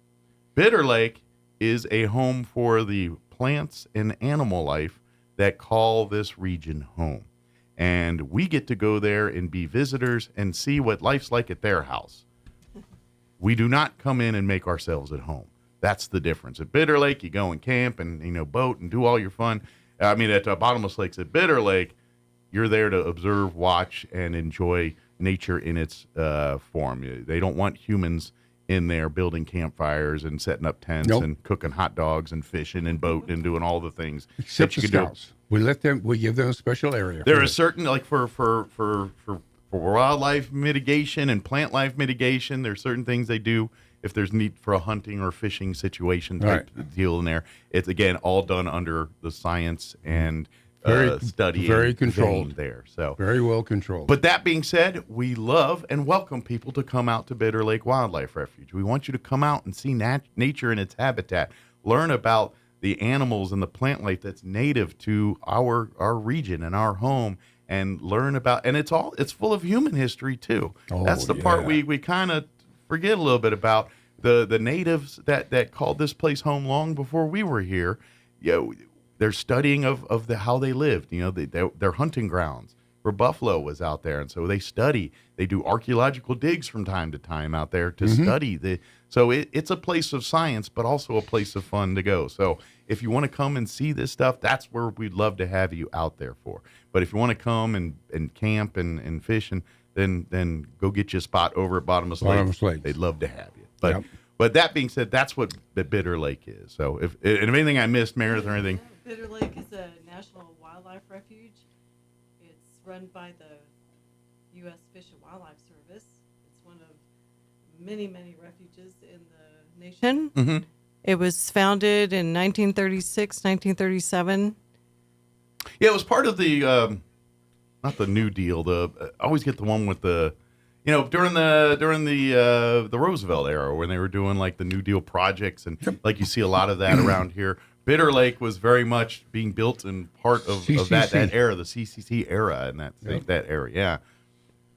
And that was a conservation group too, actually. Yes. And the reason the wildlife refuge was established was for migratory fowl. Gotcha. That was its original intent, was to be, and I always to provide joke, habitat for the migration. Yeah, and the joke I say every time is Bitter Lake is kind of like the pilot Flying J for our animal kingdoms here, where it's the rest stop. They come in, they fuel up, they they relax rest up, they they get prepared for the next leg of their journey, and so they'll land at Bitter Lake. You'll see the sights, eat the food, take in a dinner and dancing, and then head on south or north, depending on which way they're traveling. That particular. And the refuge is about 24,000 acres. It's a very small refuge in the refuge system. The refuge has a farmer that plants millet. Okay. And grain for the cranes and the birds that come in. Gotcha. And one of the battles that you guys really, and this may be some of the stuff you talk about at the event tonight here, is the constant fight that you guys have with keeping native to the refuge. There's salt cedar eradication projects, and there's been a lot of plant life and even animal life that's been kind of introduced to this region over the years through various ways. People brought it with them in some way, shape, or form. And some of it has found to be very adaptable in the desert climate to the point where it kills out the native stuff. So that's right. And salt cedar is one of those things that we're talking about here. Right. So half the conservationist battle in there is keeping is fighting for the native species and plants. And our refuge manager, Lindsay Landowski, is very good at habitat restoration. They are doing controlled burns out there, and that brings forth the Pecos sunflower. So you'll see more of that at the refuge. Yeah. And the conservation conversation tonight at Stellar, 6:00 p.m., Stellar Coffee downtown on Main Street. Please, you're invited and welcome. Bring your family, bring your friends, tell everybody about it. Yeah. We want to just start having these conservation conversations. Sometimes we'll have a speaker. Tonight, it's just a get-together to talk about the opportunities at Bitter Lake. The Friends need volunteers. I'm about to say, if you're interested in getting more involved, come out to the meeting tonight and talk, because the Friends of the Bitter Lake, the Bitter Lake Wildlife Refuge has staff and paid people that work there. This is what they do as their day job. Steve Alvarez comes on quite often with us. He's one of those. That's his day job. Right. Friends of Bitter Lake are volunteers like you guys that just have a passion and interest and want to do this. And so you guys come out and work on service projects. The store out there, that is through the Friends. That's a fundraising event. Every time you go in there and buy a shirt or a book or go in there and buy some cool gifts, you're helping the Friends of Bitter Lake keep doing their projects and things. And at Bitter Lake, the Friends of Bitter Lake are kind of the unofficial volunteer stewards of Bitter Lake Wildlife We Refuge. support the refuge. Yes. Yeah. We support the refuge with financial it's not just as it's well. sweat equity. It's financial. It's everything. We're always looking for sponsors. We're looking for donations. We're looking for volunteers. We're looking for new members because we have membership. Right. And we have all those opportunities that we would like to increase. And I would imagine you could use from all walks of life too. If you love getting in the dirt and digging, we got places for you. That's but right. If your expertise is financial, if your expertise is organizational, marketing, legal, all of these are assets, things that are needed as part of a volunteer nonprofit organization. Right. That's generally the hardest part of a nonprofit, is getting the professional services that are always needed for having a nonprofit done. And the only way generally that can get done is somebody's really nice and donates the money, or they have people with those skill sets that are volunteering and doing it. That's their day job, but they're volunteering their services on the side. And Bitter Lake would love to do that. So if you're that person that loves to weed and garden and do those kind of things, and maybe your rest of your family saying, all right, your house is good enough, man. You can't possibly put another plant or tree or you know what I mean? All the grass is exactly the proper height. You know, maybe let's turn you loose over at Bitter Lake and work on the service projects here too. Another thing I would like to offer is if you're a nonprofit organization, I know organizations like the Scouts constantly go to places like Bitter Lake and do service projects and things like that. If your organization's looking for that kind of work, talk to the Friends of the Bitter Lake. The Friends of Bitter Lake Wildlife Refuge have some projects and things that might be that you can partner up with and we'll get put you to work. Absolutely. And as a member, you will receive a newsletter. And in the newsletter, we talk about different opportunities. There's different programs that happen at the refuge. There are a lot the of perks of being a friend put together. So, yeah. Absolutely. And that's the other part, too. And when we talk with Don about this. You'll be in the know if you become a member. You get really a bigger access to Bitter Lake. Like if you love this kind of stuff and there's parts of the refuge that they generally don't let the public to. Correct. For various reasons because of disturbing the plant life. We have 70 sinkholes on our refuge. And then some of it is too also for safety reasons, and we don't want people going there. Yeah. But as a friend of Bitter Lake, there's projects and work that needs to be done in these areas, and so you get to peel back the curtain a little bit and see and go work what's on going those on there. And so you get to see and interact with parts of Bitter Lake that as a visitor, you don't get to access. You know, kind of like when you do the Dragonfly Festival and you do the tours, you get to see, depending on the tour you take, you get to see parts of Bitter Lake that maybe you wouldn't have normally seen had you just rolled out on a Saturday or Sunday to come by. And so it's kind of like that, but all year long. Right. And then on the other thing, too, is you're doing great work because everything you're doing there is making a difference. When they, like when they built the bird blind a couple of years ago, these are the kind of things that Friends of Bitter Lake does. They're out there making it not only supporting the mission of the refuge and preserving and protecting and providing a migration place for our animals, but also providing a pretty nice facility for us to come and be a fly on the wall and watch for a little bit. And climate change is impacting the refuge. Yeah, so I know moisture. And we've had floods. The lake has had quite a bit of fluctuation and ups and downs. Roads have been washed out due to flooding. The spring snail, they had to go and collect.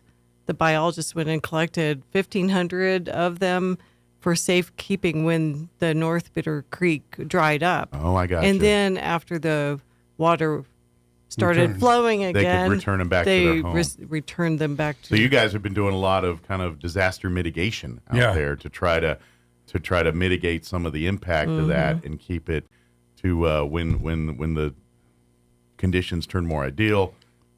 Then we didn't lose everything. So we'll talk about some of those things at our conservation conversations. Well, and that's why I think fun tonight will be really fun and interesting because those snails, by the way, when they took them out and they saved them and put them in another place, when they went to take them back, there were more snails, more than they. So they were busy in their time. And, they expanded their group a little. Just like COVID. We all got more of us. Yeah, there you go. But and to me, and that's to me the fun part of this is you hear the stories, you hear, because that's half the fun too is every season is way different at Bitter Lake. If you go in the spring, it's going to be a different experience when you go in the fall or go in the summer or go in the winter. Right. It's depending on the time of the year, the different things. Like if you go in the spring or fall, it's migratory season. There's animals and coming in, going out, doing their thing. But in between, it's a little more docile. And then, it's kind of, obviously animals are creatures of habit. If you want to come out and see the animals in their most active states, you better get there really early or at dusk, because that's when they tend to be out and about doing their thing, hunting or going about their daily tasks. During the day, they're usually kind of laying low and depending on the weather, cooling off or staying warm, just depending on, what's going on there. So you spoke of spring? Yes. In April, we're going to have our spring cleanup. April 20th. So it's the Earth Week weekend. Okay. Yes. Oh, that's right, on Earth Day and all Earth that Day stuff. weekend. Yeah, we have our big cleanup out there. So if you want to get involved and if Give you want us to a say, you know call. what, I want to do my part, Bitter Lake would love to have you come be a part of it, and you can see before your very eyes the fruit of your labor. That's the part I love about it. It's one of those things that you can go back and see, look what's good work is being done from that. It's right. You know, there's a lot of places you can do good work, and sometimes you don't see the results for a while. Right. Bitter Lake's not one of those places. No. You see it right away. The Dragonfly Festival, just to let everyone know, will be in September. It will be the weekend after Labor Day. Yes, it's usually right around September 10th, September 11th, somewhere in that ballpark. The week give or after take. Labor Day. Yeah, and we've had it actually fall as early as the 7th. Does that sound right? Yeah. But this year it's after Labor Day, that Saturday after Labor And Day. to be honest, it's really a 3-day event. I mean, Saturday's the big party day with most of the stuff, but Friday night they usually have a stargazing party. Correct. They'll have a talk or discussion of some kind. It could be about lizards, could be about birds, could be bats. bats. Yep. And then Saturday's the big day where the tours are all starting. All the agencies are out there. All the agencies are out. They'll have food national vendors parks and nonprofits out there doing stuff, and usually fish. Fish and they got the wildlife fish and there. wildlife Game out and there. fish. You know, their outdoor sports stuff that Game you and can kind of learn about and everything. And then it even spills over into Sunday. If you say you can't, maybe you go Saturday and do all the other stuff, and you're like, I didn't get a chance to do the tours. Well, they do some of the wildlife and dragonfly tours Sunday morning. Up till about noon or 1 o'clock on Sunday. Yeah, too, we're usually out of there by 11, 12. Okay. Yeah, And we love sponsors to help us with the cost of putting on the festival. So And if you you'd get- like to sponsor, reach out to us, please. And you get a lot of promotion and advertisement. To be honest, if you've never done it before, every year the Friends of Bitter Lake, for their marketing and promotion of the Dragonfly Festival, they get the kids involved. And the kids are in classrooms drawing what ends up to being the artwork for that. It's on the T-shirts, it's on the posters, and so every year it's a different. And if you look at years past, they're kind of collectible. And if you look at years past, you'll see all the art from the various students. And each year it's a different. And usually they average about 4th grade, 5th. They're all usually elementary kids, not always. Oh, yeah. But and they do these beautiful artwork, and so because of how you do it that way, they attach the sponsors and everything, so you kind of get a bigger run because people tend to notice the marketing and stuff because That's it's usually very community K through driven. 5. Yes, I got you. K through 5. So, by the way, I'm guessing if they haven't already, you've probably seen in classrooms where they're asking them to draw dragonflies. Not yet. We usually put that out end of March, first part of April. Okay, so we look for that. We give them about a month to get all that done and everything. and then So- we'll pick it up and judge it in May. And being a sponsor does actually kind of, when you do, if you're doing this for trying to get your business out there a little bit, this one's actually can help you pretty good That's on right. some of that. Plus it's just a good thing to do. It's your community, It is. it's investing, and every sponsorship you're doing, that's going to help make sure that a bird blind is going to be good there for 10 And it years. goes to And conservation Yeah. projects and education. Yeah, when they so have this event is about the Dragonfly Festival is about conservation education. So when you do, and like- enjoyment of nature. What we got. So when with like the snail project, we were talking about that. This is what it goes towards, is that stuff like That that, kind of where stuff, where yep. they're protecting, preserving, and keeping what's supposed to be there for a long time to come. And that's the idea. This idea is when your grandkids go to that place and we're long left this earth, Bitter Lake kind of looks just like it did when you looked at it. That's the idea. That's the idea. That's what we're hoping. Yeah. And there may be buildings all the way around it, but it's still going to be Well, there. Bitter That Lake's little going to be oasis. like it's going to be, yeah, and that's what you're sponsoring and what you're getting involved That's with. right. So come out to Stellar tonight. Come out 6 p.m. Stellar Coffee. Learn more about all of what we just talked about here, and just be a part of it, and just kind of really, if you're interested in being a friend, please come out tonight because it is a cool thing to do, especially if you love seeing animals and doing that kind of thing and seeing, because it's being a friend of Bitter Lake is kind of like, to me, is kind of like that day in science in school where they always had show and tell day where they're showing you the cool stuff all the time, and you're like, that's the fun day to go to be school. Being a friend is kind of every day's kind of like that when you're out there at the refuge doing your thing. You can do that. It's kind of like that. You're gonna bust your butt. Don't get me wrong. There's some work out there, and you're gonna get a good sweat and and do some work out there. But It's all fun. It's done in group things, and like you said, and you know, sometimes we get the scouts and others that also get involved with it. And the more you get the community involved, the more ownership community has it, and the more likely that people are going to be seeing the importance of making sure that this place is just as good as it is today as it will be 20 years from now. And the refuge is not just for the locals, it's for the region, and it's for the Humanity. The U.S., it's for the world. Well, the things you guys learn It's really a Bitter global Lake community. is into the collective of human science and the human and mankind and our push forward in gaining and learning knowledge. You know, the things that, you know, the experiments and tests and work that's being done at Bitter Lake is stuff that years from now could be what they've learned to make the next breakthrough. You know what I mean? The lesser sandhill cranes, they nest in the summer in Alaska and Siberia. Oh, wow. Yeah.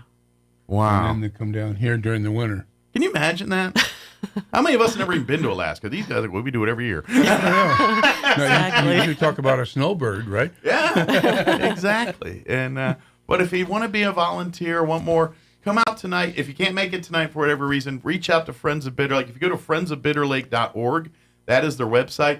Friends of Bitter Lake also has a Facebook page. You can shoot a message through there, and someone will get back to you. But if you're able, come out to Stellar tonight, 6 p.m. If you're not familiar, it's right downtown. We're kind of right in the heart of downtown here. You'll see Stellar Coffee right there. I think it's like always between third and fourth or fourth. Third and fourth. Okay. I get out there. I'm like, all right, where's it? All right, it's on the east side of the street. Yes. Between I just know third it's and across fourth. the street from Yep. here. But right downtown. Come on out. Get you a cup of coffee, get you a sandwich or something, and sit down and join the discussion. Be a part of it and learn some things. Yeah, you go out the back door and there's the Liberty. Yes. And this is true of any like if you're a frequent shopper, the locals know you park around Virginia and you go back in there, and then the tourists park on the street. So be like the you can just roll into the pull into Liberty's lot. There you go. Make them look busy. So if you have trouble finding parking on Main, it's plenty behind the store there. So, that's right. And to be honest, just go there first. It'll save you a head. Because I know a lot of you people, I'm one, I don't know, parallel parking and practicing, and it's like, just park in the back. There's ample parking in the back. Ample parking in the back. Would love to have you come out, be a part. Maybe this is your first window into becoming your next passion, and it's Bitter Lake Wildlife Refuge, and it's ours. It is, and it's a great, and that's what's so amazing. We have such a gem right here, and we do. And a lot of people don't realize what an amazing treasure you have right here. There's not a lot of people that can go basically 10 minutes up the road and see a whole nother world. That's right. It is. It's and this is something I think New Mexicans don't really. As a guy that grew up in Maryland and Virginia and growing up in D.C. area, I grew up in a pretty urban area. I didn't live in the heart of the city, so it wasn't like that guy taking the train here and there. You know, I lived in the suburbs, so I had grass and I had to cut it and stuff. But, you know, farms and ranching and mountains, that wasn't something that was just right there. You know what I mean?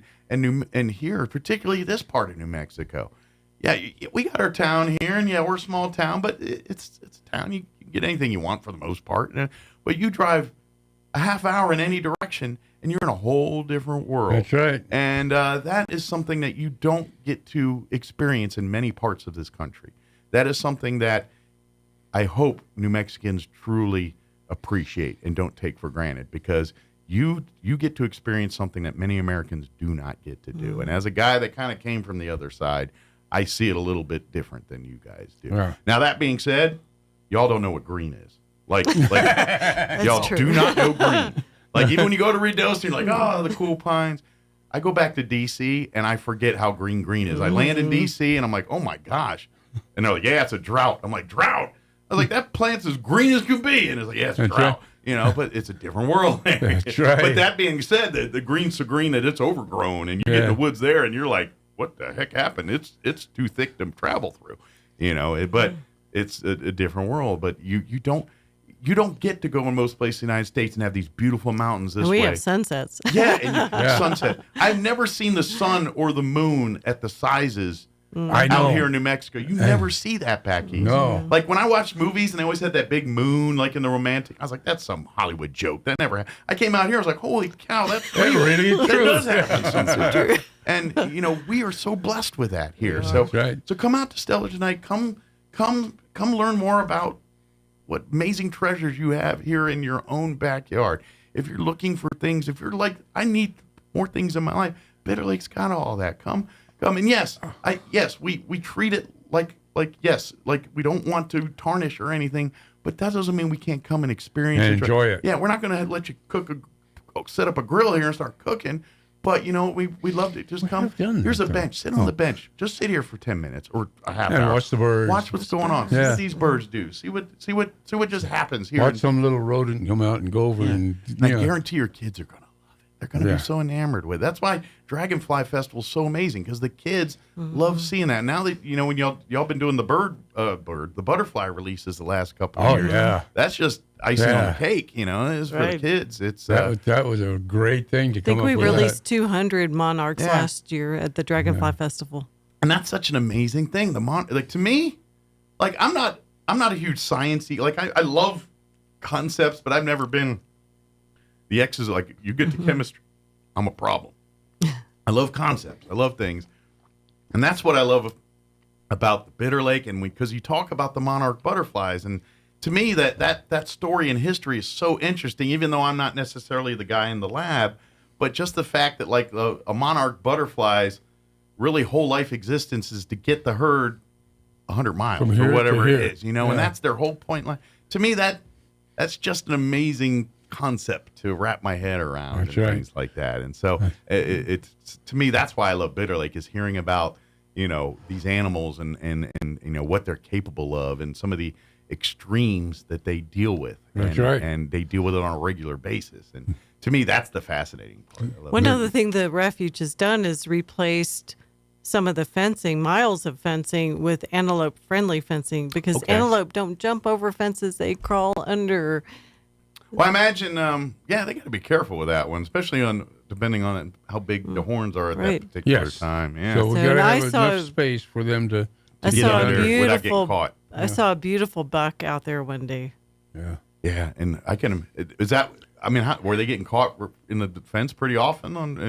They just couldn't get into the refuge. Oh, they couldn't get. I didn't know if they're trying to get in, get stuck or something. No, they just couldn't get onto the refuge. But now they can. Now they have access to the refuge. We couldn't get the antelopes onto the refuge to do grazing and the things. And you that they can't would really do. get rid of the fencing, because there is things you do not want in the refuge, and that fence prevents that. So that now there's a fence that the antelope have figured out how to navigate, but the others have not yet. So, cool. And see, there's ingenuity in action right there here too.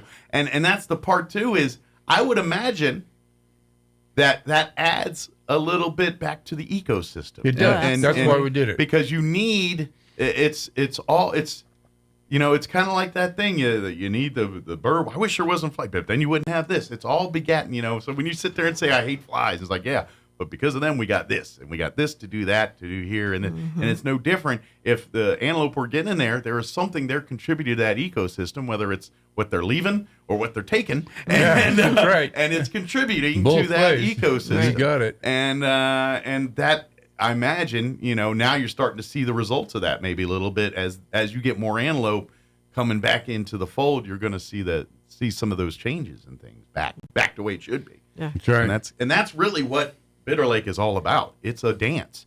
It's making a recipe to make sure the ingredients are perfectly in place for this to be the perfect environment for that. And then sometimes you got to take a little out, put a little in. Got a little too much cumin. All right, let's combat. And that's really what life at Bitter Lake is like. It's just making the balancing ingredients. Management. Managing it. So managing the refuge. Yeah, and keeping it. We're still learning how to manage some of that, but that's an ongoing process. Absolutely. Well, that's part of the reason why we're here. It's the tool. I'm pretty positive, like how you mitigate the land and the animals today is probably way different than they did it, say, 30 years ago. Yeah. Because we've learned, better methods, better resources and things in that time. And so, and who knows, I'm hoping, another 20, 30 years from now, it going to be even easier or better managed out there because we've learned more and we are able to adapt and do more. I've heard people complain about the controlled burns out here. Mm-hmm. There's a purpose in that. Mm-hmm. And the Native Americans did that before the white man ever came here.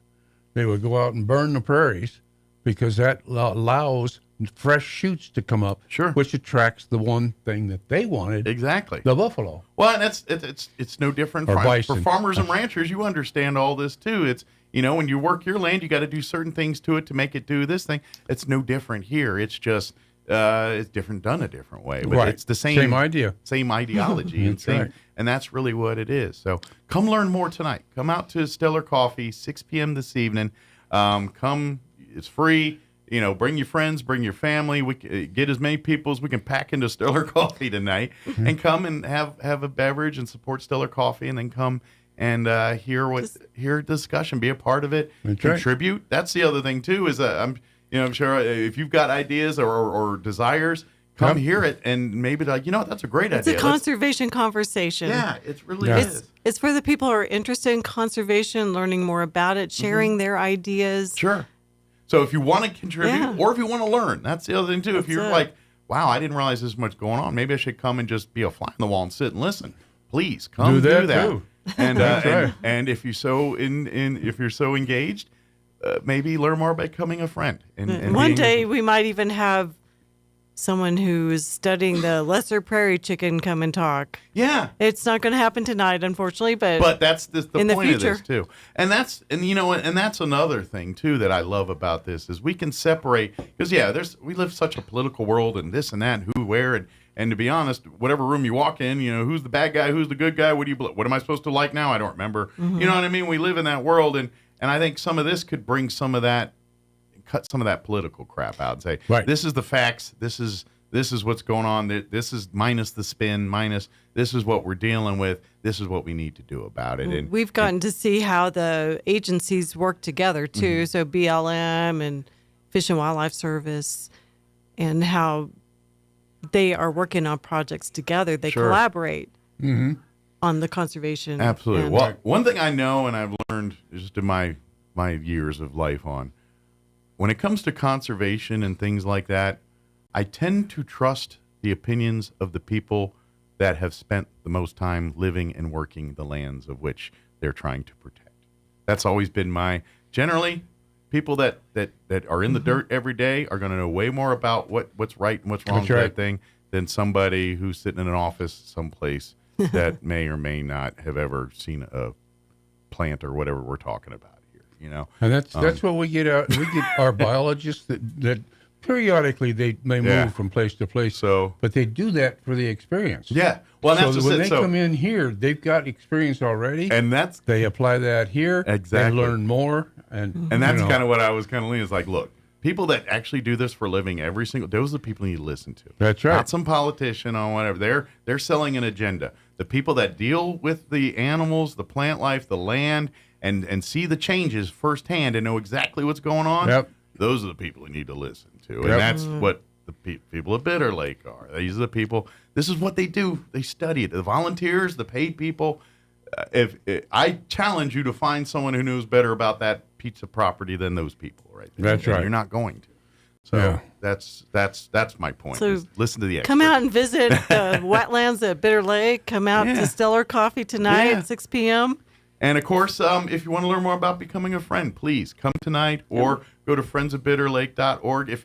And to be honest, it's a lot of fun too. They have a lot of fun when it's project weekend or when they got to go out there and do some stuff. We do. If maybe you want to serve, it's like, well, I can't do that, but you know what? I can work the store. I can be a cashier and help out there. That'd be we love amazing.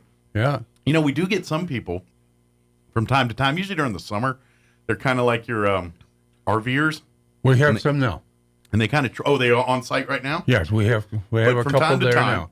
Yep. And basically they're just RVing around the country, retirees, most of them.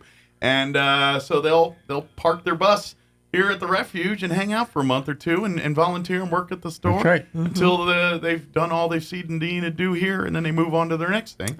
Isn't that 3 months? Our RV volunteers, they are invaluable to us. Yeah. They usually really do help. 3 or 6 months. Okay. Usually 3 months. So if there's anybody out there listening saying, wow, that sounds cool, reach out to Friends of Bitter Lake. Maybe there's an opportunity And for they- you. they And sometimes they come back. Yeah, exactly. They go from here. They might go to Washington. They might go to Florida or someplace to do the same thing. Yeah, and they're out and then seeing the they'll come country. back here, and these are great people. Absolutely, We're yeah. really good. And to be honest, I'm a little jealous. Like I wish I had the lifestyle where I could just do that. And I know it's my own lifestyle. I create it, but I don't know. I just how do I get from there to here? I don't know how that that's right. transitions to me. I'm a little jealous, but yeah, that would be nice. Something else about Roswell, I constantly hear people say, there's nothing to do in Roswell. You know what? All you have to do is do a 360. Look around you. Look around. You've got Bitter Every Lake. You've weekend, got every week all kinds of things going on around. You want to help out? There's plenty to do. There's plenty of entertainment. Everything. Nonprofit organizations. Ask Don. He's in like half of them.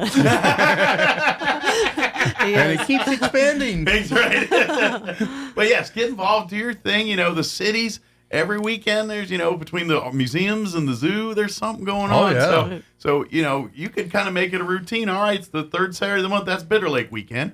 And then fourth Saturday's museum weekend or whatever it is. You could do that, or planetarium weekend, or that's going to be Cone Park Day or whatever. Yeah. There's so much stuff here in this community. Yeah, and Bitter Lake has a driving trail and also walking trails. Absolutely. If you're looking, maybe you're trying to get more exercise, tired of your same laps and routines. Yep. You might want to drive out to Bitter Lake, because that's a haul to walk out there. But drive out to Bitter Lake, and as long as you get there before the gates close, which they open when it turns daylight and close when it turns dark. And good news, if you do miss it before it turns dark, it'll let you out. Won't let you in, but it'll let you out. Once you can get in there, you can always get out. But it's basically it's open from daylight to daylight, and there's even a bike trail. Yeah, so stay on the right. pass, please. Don't vent. That's the thing. We're Yeah. very stringent about that. Stay on the path provided. Don't go exploring just because you might inadvertently interrupt someone's plant life or get yourself in a sticky situation that they're going to have to bail you out with, because you are on their territory, not If theirs. if you wander off of that path, you're more likely to run into things like a diamond blast. Yeah, I was saying there are snakes and things out there. Yes. It is wildlife out there living in their natural habitat. And now the snakes are not going to deliberately attack you. No, but they will protect themselves. They will protect themselves. And put it this way: if you get bit by a snake, you've had ample warning. Usually, most 9 times out of 10, if you got bit by a snake, they sent you a bunch of signals saying, "Get away from me." Yep, I don't want to hurt you. Yeah, 9 times. You're out not of 10. food. I can't eat you. There's an exception to every rule, but for the most part, if you got bit, you may have deserved it. You may have brought that on. Hard line to put, but yeah, you may be right. Just saying, we humans, I can't believe it. Well, what did you did, dummy? What did you expect? If someone did that to you, what would you do? Yeah. But there probably won't be rattlesnakes tonight at Stellar Coffee. So. Stellar Coffee, there will be no, unless, it should not be. But please, come out 6 o'clock. Conservation Conversations. Absolutely. With Friends of Bitter Lake National Wildlife and Refuge. Come see more. And friendsofbitterlake.org is a website to learn more, read more, and see more about what Bitter Lake, the Friends of Bitter Lake does there. And we will be there until there's nobody else, or they kick us out the door. Whichever comes first. Yeah. Very good. Or the coffee runs out. Yeah, when the coffee runs out. There you go. Very good. Well, thank you. Thank you so much, Anytime. Mike. News, quick break before, more news. Don't go away. Now, your Pecos Valley News Update. I'm Jared Sorello. New Mexico State Representative Candy Ezell of Roswell has received top honors from the Rio Grande Foundation's Freedom Index. The index is a vote tracking tool. It claims to track lawmakers' votes on financial and economic freedom, education freedom, and constitutional freedoms. The index scored Ezell high for her votes on paid family leave and the clean fuels standard. John Block of Alamogordo and Randall Pettigrew of Hobbs were also honored. The New Mexico Department of Transportation Office District 2, in a joint effort with the City of Carlsbad and Eddy County, have installed new traffic signals at the intersection of US 62-180 and New Mexico 200. The intersection improvement project addresses several needs by improving traffic flow in a heavily traveled area and improving safety of the traveling public as well. NMDOT inspectors were on site and conducted final timing and programming this week, which put the signal into normal use. You're up to date. I'm Jared Sorello. The tool used to measure your feet at the shoe store is called a Brannock device. The person that measures your feet at home for no reason is called a creep with a foot fetish. Here's Mike Winters. It's time for the Chavez County Sports Report. We're down to the final week of the regular season for boys and girls basketball. And let's check in on the small schools. Dexter will be playing NMMI on Friday night at Dexter. NMMI is 3-2 in district play. They beat Tucumcari on Tuesday, 73-41. Ruidoso leads the district at 4-1, so the Colts still have a chance. Dexter still with just one victory, having lost to Ruidoso on Tuesday, 48-37. Gateway Christian finished up its regular season with a non-district game on Tuesday, beating Carrizozo 62-33. That's boys hoops and girls hoops. It'll be Hagerman playing at Loving Friday night. That'll be followed by the boys game on doubleheader. Dexter will be playing at NMMI, starting with the girls at 5. Gateway Christian against Lake Arthur today at 5. They'll play at Melrose tomorrow at 5:30. The Sports Report brought to you by DSI. Call DSI for all your office technology needs. I'm Eric Butler at Roswell's Talk FM 106.5. All across America, this is the Lou Dobbs Business Report. I'm Lou Dobbs. Wall Street's slow to rebound. No rush on interest rate cuts. Wall Street's still processing the latest Fed minutes. Policymakers say interest rates have peaked, but there's no hurry to cut rates. The Fed remains confident inflation is still slowing and don't want to rush it. There is considerable question about their judgment. The market's still slow to bounce back after recent losses. Stocks finished mixed in yesterday's session, the Nasdaq riding a 3-day losing streak. That index dragged lower by NVIDIA losses. NVIDIA earnings are out. Fourth quarter revenue and earnings per share beat targets. The outlook improving as well. NVIDIA forecasting $24 billion of revenue over the full year. That news sent the stock up in after-hours trading. This after 2 days of steep losses for NVIDIA. Apple launching its first sports app, real-time scores, stats, and live betting odds. All available on the free download. A first for Apple in the sports arena. Now investors speculating whether sports betting could be next. Want to bet? Please join me twice each weekday for the Lou Dobbs Business Report, right here. Business news you need to know. Keep listening for more. This is the Lou Dobbs Business Report. Companies in the United States are 10 times more likely to be a victim of a cyber attack. Manufacturing, healthcare, retail, financial services, the leading targets. Ericson's Cyber Z Suite provides the protection you need before your data gets stolen, bank accounts get drained, and operations are at a standstill. Call Ericson today to schedule a no-obligation consultation. That's 908-878-7717. Ericson, ERACENT.com. 908-878-7717.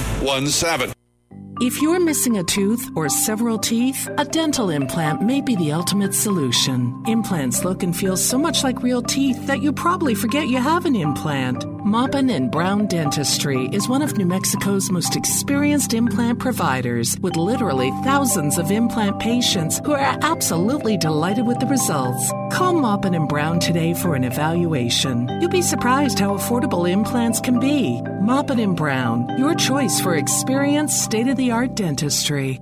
Because if something should happen, you have to have somebody that's going to be a great president. A lot of people are talking about that gentleman right over there. James Biden has told Republican lawmakers on Capitol Hill that Brother Joe had no involvement in the family's business dealings. During a voluntary private interview on Capitol Hill, presidential brother James Biden testified as part of the House Republicans' impeachment inquiry. According to his opening statement obtained by the AP, James Biden said the president never had any involvement or any direct or indirect financial interest in those activities. None. So far, the impeachment process has lacked evidence directly related to the president, which has even drawn criticism from some Republicans. Greg Clugston, Washington. There's been no word yet on the cause of a nationwide cellular outage affecting customers of some of the country's largest wireless carriers. Tens of thousands of people affected. Even crucial 911 service was impacted in some parts of the country. Number of Americans applying for unemployment falls to a 5-week low. The drop-off comes even as more high-profile companies announce layoffs. The Labor Department reports applications for unemployment benefits fell by 12,000 to 201,000 for the week ending February 17th. Weekly unemployment claims have remained at historically low levels in recent years, despite efforts by the U.S. Federal Reserve to cool the economy. Correspondent Jeremy House. Wall Street rally rolls on. The Dow is up 211 points. The Nasdaq 337 points higher. More on these stories at townhall.com. Everybody wants cheap airfare, but where do you find it? You call low-cost airlines. Their prices are direct from the airlines, and they're so low you can't find these fares published anywhere. They specialize in cheap flights, discount hotel rooms, cheap car rental rates, and great package deals anywhere around the world. Wherever you want to go, they can help you get there cheaply and with a best price guarantee. If you want the lowest prices on your airline tickets or other travel services, call now. That's right, call. That's the only way to get these rates. Experts are standing by 24/7 to get you the cheapest airfare and hotel rates available. So don't wait. Call right now for the lowest travel prices anywhere and for great last-minute travel deals too.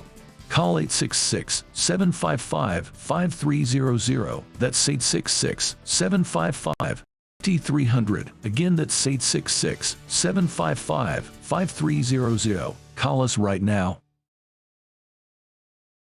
Libya's Interior Ministry says armed groups that have controlled Tripoli for more than a decade have agreed to exit the capital city. Libya has been battered by various armed forces which emerged from the militias that filled a security vacuum created by the 2011 overthrow of Muammar Gaddafi. These groups have been most visible at major intersections and roundabouts, where their masked members control checkpoints, blocking traffic with armored vehicles. After being granted special status in 2021, rival groups fought violent street battles. The fighting between two groups in August left 55 people dead. The Interior Minister said from now on, there would be no more armed groups on Tripoli's public roads. The BBC's Lipika Pelham. The French Defense Minister says Russian forces threatened to shoot down French military flights patrolling last month over international waters in the Black Sea. News and analysis at townhall.com. Do you believe in miracles? It was 44 years ago. The Soviet hockey team was a beast, for lack of a better word. 4-time gold medal champions, many of them in the military. The U.S. team was the complete opposite, with players from rival colleges whose dislike of each other exceeded their dislike of the Soviets. Coach Herb Brooks knew this and decided to unite the team using their mutual dislike of him. He worked his team until they dropped, and then he worked them some more, and it worked.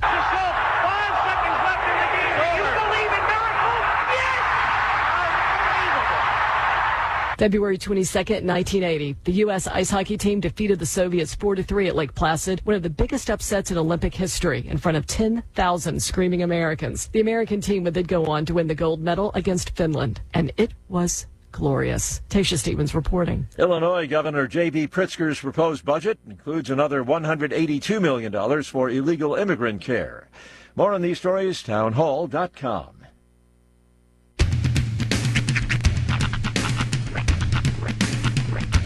What in the wide, wide world of sports is going on here? I promise you, whatever scum did this, not one man in this force will rest for 1 minute until he's behind bars. Now let's grab a bite to eat. Yeah, come on. I feel the hot wind on my shoulder and the touch of a world that is older. I hit the switch and check the number. I leave it on and then I slumber. I hear the rhythm ringing through it. Flamenco guitar and cumbia music. I hear the talking of the DJ. The travel listen, what does he say? I'm on a Mexican radio. I'm on a Mexican radio. Broadcasting live from high atop the J.P. White Building in downtown Roswell, New Mexico. It's Mornings with Mike Winters on 106.5 Roswell's Talk FM. That's what I sound like when I talk? Now, here's your host, Mike Winters.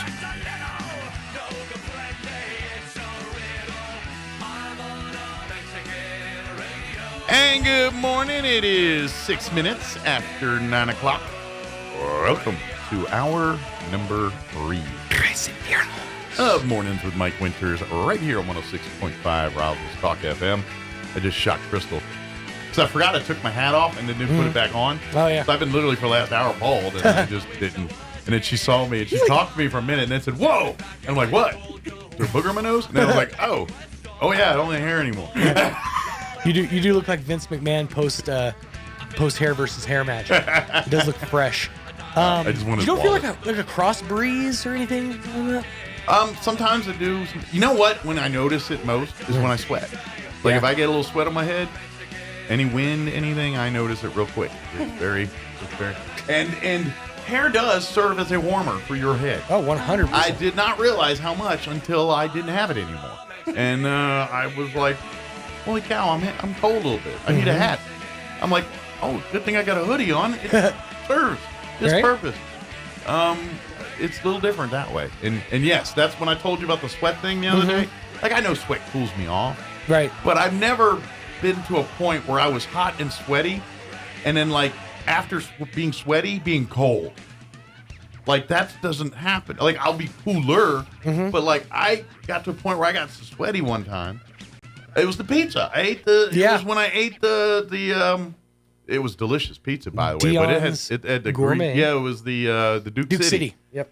And it lit me up. The green chili was on there, and I just broke into the sweat. And I was like, literally, I did this, and it's like your hands soaked. You know, like, wow, that was some hot. But about 5 minutes after, I was like, I've never had sweat cool me to the point where I'm shivering. Right. And I don't know if it was just a weird thing with the chili, but I've never had that with hair do that. You know what? I don't know where this came from, but just while you were talking, I just kept visualizing. I want to spray your head with Never Wet and then just like throw stuff at it to see it beat off. Turtle wax it. Yeah, like this literally was a visualization in my head. I want to spray your head with Never Wet and then bounce meatballs off you. What's like with gonna happen marinara, is- just to see what happens. You have to go even your tan lineup though. Oh yeah, it hasn't matched yet. Yeah, he's wearing a Mike Winters face mask. Well, and that's why I guess I need to wear Sans hat a little bit outside and try to get that yeah, even dome up a little tan. bit. I don't know. You said spray tan, but I don't know if I can do that, man. It's a real, like, you have to. I'm not a do it. wrestler. You really have to know what you're doing. I'm terrified of ever getting any kind of self tan. Yeah, that's why I just rock the farmer's tan. You know, it's fine. No. You're never going to see me not in a t-shirt, so the parts that are exposed are tanned. It's fine. I do wear tank tops. I don't wear them out in public. I was like, I've never seen you in a tank top. Yeah, I don't wear them in public hardly ever. Right. But I do wear them around the house. Here's some fun new news for you. Now, you in a tank top is really going to look deadbeat. Like, if we're talking like wife beater, the bald with the wife beater, it's really good. Like, you need to start carrying around a bottle and a paper sack. Yeah, I wish I was a little thinner because that would complete the look. I really would. Then we got like, it's like real train spotting level. Yeah, you know? yeah, exactly. If I was a little thinner, I could pull it off, and I would just look like the guy that ate him. It's like for a drug addict, he's awful fat. I enjoy meth sandwiches. What can I say? It's people find different ways to experience it. Absolutely. So, but yes. So this is my thing now. But I'm not gonna lie. It's very convenient. I don't have to spend copious amounts combing. I literally, and sometimes I do it in the shower because I can with my little trimmer thing. I literally, it's just run this thing over it for about 5 minutes. One where you put it in your hand and then you go. Zzz. Yeah, it's one of those. It's got and it's a wet dry, and it's actually a face shaver too. But I have a beard, and so it's a little too bulky to try to get to shaving anything around here without cutting the beard off.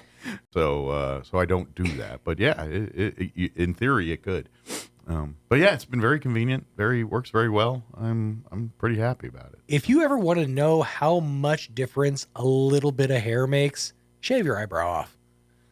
That's the instant, like, wow, that's so little hair that made so much difference in my entire face. Well, and as I've gotten older, I get the wild eyebrows where it's perfectly fine 1 minute, and then I go to bed, right, and get up, and there's like 6 hairs, and Abe there's like Vigoda hairs. They're all and they're like one's pointed north, south, and it's only like 2 in each one. And you're just like, what are you doing? And they're thick too. Yeah, those things are like those piano are wire, stubborn things. Yeah, it's like piano wire. And so so occasionally I have a little trimmer that for eyes or eyebrows and nose, weirdly enough, and ear. It does all the above. Yeah, which I was really upset when I hit that age. I'm like, wait, ear hair already? Yep. Yeah. I am turning into Abe Vigoda. I'm turning into like a 65-year-old, 40-year-old. Yeah. Nose hair is not a picnic either. But anyway. It depends on what kind of picnic you're going to.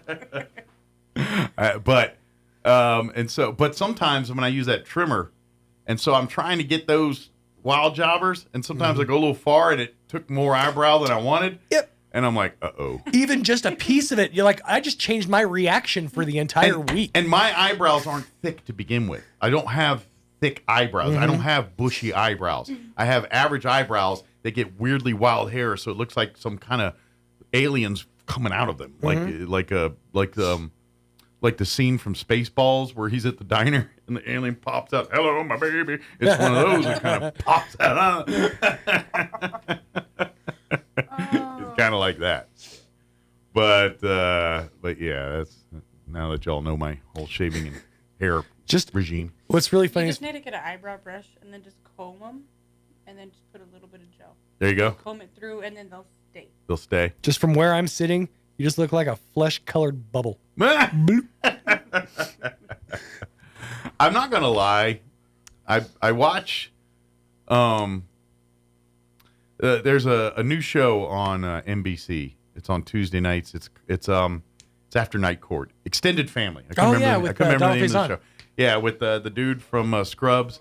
Scrubs. Yeah, the other co-star of that show is John Cryer. Mm-hmm. And John Cryer is now bald.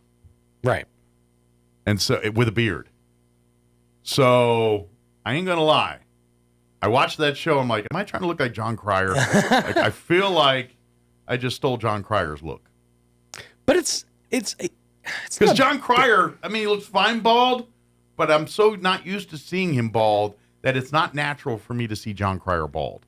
Right. And so when I see John Cryer bald, I'm like, is that what I look like bald? Like, people are like, why are you bald?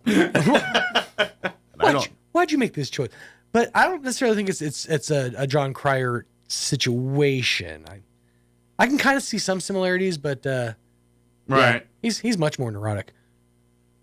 Oh yeah, I'm talking looks. I'm kidding. Personality. Yeah, personality. We're not, but looks. It's not a bad. Honestly, it's kind of more Mike O'Malley than it would be John Cryer. Oh gosh, I don't know if I'd like that. Mike O'Malley's a big fat mess. He's not a big. He's a bit of a mess. He's not a big fat mess. Ironically, I think he's the producer of that show. Is he? I think it's his show. That's fitting. I think he's the guy behind that show. Is Mike O'Malley? He's the guy with the hats, and he was yeah, that's him. Yeah, he's the creator of that show. When you look at the end credits, it's created by or directed by or produced by or something by Mike O'Malley. Yeah, neat. Yeah. So it's a show by bald people for bald people, but it has nothing to do with bald. More about. Well, it's a weird. It's a weird. So the premise of the show, if you're not familiar, is John Cryer and his ex-wife. His wife got divorced. They have a kid. John Cryer's ex-wife now marries the owner of the Boston Celtics, who's Faison. And John Cryer lives with Donald Faison and his ex-wife and the kid at the house. So it's like some weird family where the dad's still there being dad, but he's not the husband. And so then the husband is trying to be the good stepdad. And so it's that whole dynamic of that going on there. And that's the premise of the show. It's basically raising a family with a third wheel in there that doesn't quite, it's, Was the name Cuckolded taken?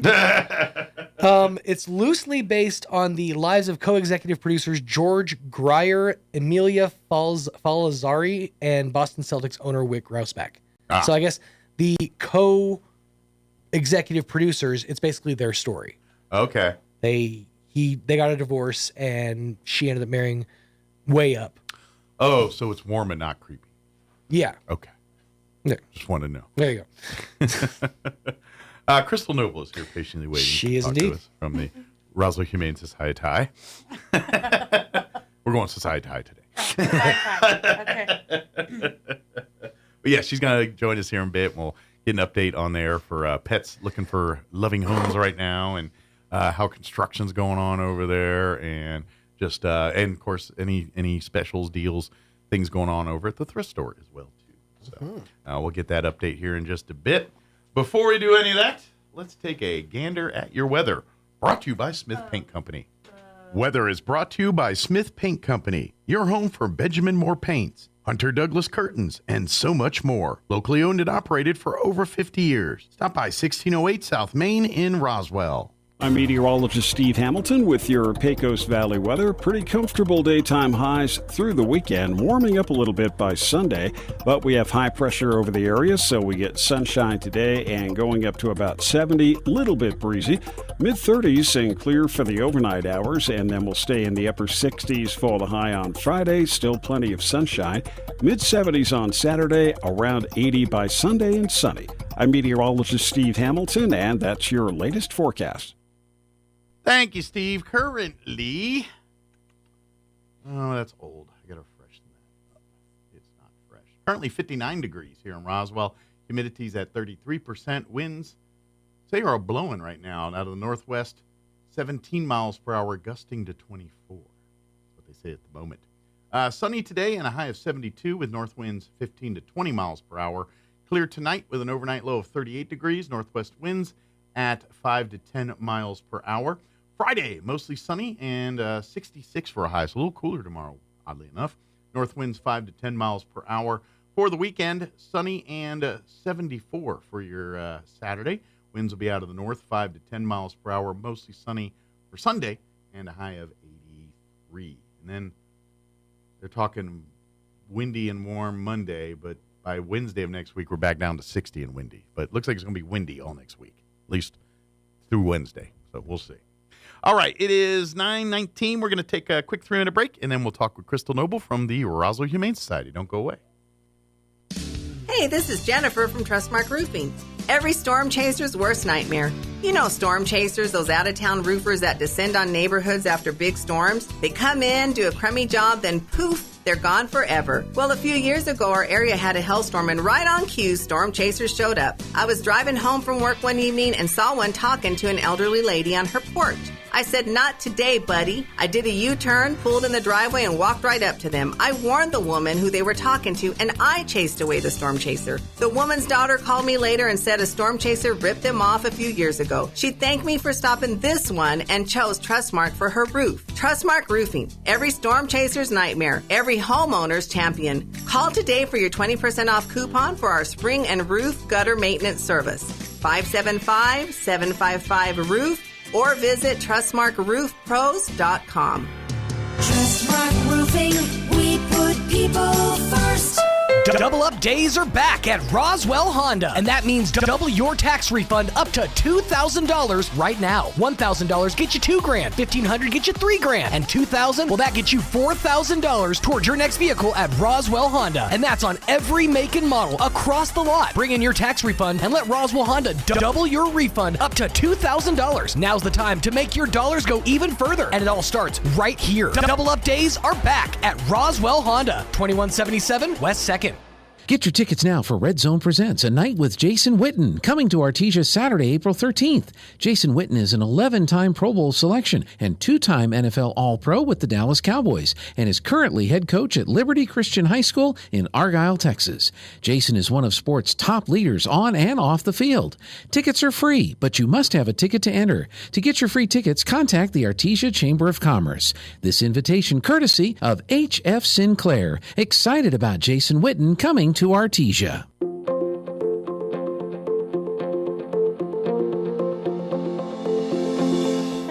had someone do something kind and out of the ordinary for you? How did that make you feel? I know for me, it brightens my day. Hi, this is Pastor Troy and Julie Smotherman for the Joy of Marriage. Galatians 6:9 says, "Let us not get tired of doing what's right, for after a while we will reap a harvest of blessing if we don't get discouraged and give up." I've learned when you don't know what to do, just do the next right thing. Keep sowing good things into your spouse and your family. Be patient. God promises He will give you a harvest. It will make a difference. A successful farmer just keeps on working and expects to have a great harvest. I know when my husband brings me flowers, it blesses me. So do something unexpected for your spouse. It will pay off. If you have any questions or would like further information about the Joy of Marriage Ministry, please go to jomconference.com. Here's a Mornings with Mike Winters fun fact. Bamboo plants can grow up to 36 inches in a day. So if you're told you're growing like a weed, you can say, "No, I'm growing like a bamboo." Here's Mike Winters. And good morning. It is 22 minutes after 9 o'clock. And now officially in studio this morning from the Roswell Humane Society, Crystal Noble back with us. Good morning. Good morning. How are you today? Liking the weather, but not liking the weather. Like, I like the weather because we're able to have the construction work done that we need to have done. This is true. But good weather means construction is a go. Yes. However, I like the cold and dreary and the rain and the snow. Yeah. Maybe they can do it on the weekends, the snow and the rain. That way it doesn't interrupt the work, and it's nice during the week. I wish we could, like, collaborate with Mother Nature for something like that, you know? Yeah, that'd be kind of good. Of course, then everyone's weekend plans. But, you know. That's fine. Just for a couple weeks while we get the Humane Society backed up where it needs to be. So if you are coming down, it is noisy. There are construction cones and everywhere and caution tape and don't go here, don't go there. And it's really loud. Gotcha. So that being said, the dogs are probably on edge a little bit more than they would normally would because of the loud and noises. And you know what dogs do when they hear noises that hurt their ears? They howl and bark and do those. That's what dogs do. Yes. So you probably get a lot of that going on, right? Yes. So our voices are changed to where we're actually kind of like yelling at people, like not aggressively yelling, but so they can actually hear what we're saying. Just talking a naturally loud tone while you're in there. Yeah. So I have to remember when I leave work, I'm like, oh, I don't have to yell at everybody. Like, I got to use my normal indoor voice. Right. Instead of my new indoor voice. Yes. But hopefully with, as far as the work goes, how's the progression on that going? They're going along pretty well. They've got, I'd say about 75% of it, one section done. Okay. And then they have another section to do, but the area where they're working at now is all conjoined to one. Okay. So they're trying to do that bigger section first. Okay. And then move off to the side so section. So it's actually going to make it logistic a little bit easier when they do the next phase because this phase will be a little bit easier to run a humane society and, you know, a little quieter, a little bit and ironically, our little snow spout helped because it helped them see like areas that were the big problem area for the leaks. And so we're like, oh, yeah, it leaks there, it leaks there, it leaks there, and it leaks there. And they're like, okay, so we know where to top, like, the major areas. Yeah, imagine it's a lot easier. It's probably no different than tires when they patch them. You know where the hole is. It's sure a lot easier to do it than finding the holes. Right. Yeah. So that helped out good. Good. But they're moving along quite well. They've been very good. Have no complaints. Just it's noisy, but you know we're in a metal building, it's so the cost of doing everything business. echoes. Yeah. So and you guys are an organization that has to be taken care of 24/7. Right. It's not like a typical store where you lock the door at 5 o'clock and walk away. You can't do that at the Humane Society, and we're going to take Christmas off. That's not a luxury. Yeah. You can't come and adopt animals on Christmas, but guess what? The animals still they're human. They're not human. They're living things, and you've got to feed them. They still need to be love cared them, for, maintain them, and take care of them. And so you can't close life down at the Humane Society. Never. No. Even when the roof is being replaced. So be patient, but also be understanding because. Again, we always remind people you're seeing animals at their worst at a kennel because they're caged up and you know they're stressed. they're not get to be themselves. That's going to be a little bit higher because now on top of that, they've also got banging and noises going on all day that, well, if you hung out in a place that was banging and beating around all day, you're probably going to be a little tense too. Yeah, you'd be a little bit on edge. Yeah, exactly. So please remember that over the next couple weeks, especially here while they do the renovations and upgrades to the roof there. So yeah, they're getting close to being done. So hopefully within like the next week or so. With our high winds on some of the days, they haven't been able to work full days because it's not safe for them to be up there. So, yep. As long as our wind stays down to a manageable level, they should be able to be finished up here soon. Well, hopefully, because it looks like next week that's not going to be good for them. So I know. Hopefully, they can get a lot done this week. I think they're working on Saturdays too. Some Saturdays they are working. So. I imagine when it gets so long in the weather, then they're like, all right, we gotta go on the days we normally wouldn't go to get meet, at least try to get close to the deadline here. Yeah, you know what I mean. And so, I mean, it's construction, and if you find a construction project that actually is ends done when it begins on the original construction date anticipated, then you are the first person on the planet that happened. Yeah. Agreed. We have our newsletters just went out. They did go out late. Okay. But on the newsletters, if you are a current member, it's got your new enrollment form. Okay. To re-enroll for 2024. Please do, because that's a big part of how the Humane Society does what it does. Is so through your at the membership. bottom of the membership form, it also has roof replacement donation. Okay, so if you'd like so to if add you a would little for like that. to add to help us with that, there is a section for it there. If you are not a member and you'd like to become a member, I'm going to leave some of these here with you guys. Yeah, come grab one. We'll get you. Or we'll bring it to you if you don't live like in Egypt or something. Yeah. You could do it online. You go to our website at roswellhumane.org. That's where if you live in Egypt, I'll give you an online form. We'll get you there. Yeah. I don't have like a area on the membership form for just like a roof donation. But if you just want to make a contribution towards it, we'll figure click out the the math. donate button, and then there's a note section because it goes through PayPal, and you can write a note for roof or membership and roof. You know, just do one transaction, and then I can decide for the rest. Gotcha. Yeah. Yeah. But when you say, okay, well, the dues cost this, and there's that much more money in this check than the dues, right? I'm going to assume that was for the roof. Right. So if you would like it to be specifically for the roof, please leave us a note that states for the roof. And don't forget, anyone and anything can be a member of the Humane Society. Your kids, obviously, you can. Your pets. So we have all our a family memberships. There's very family membership, or we have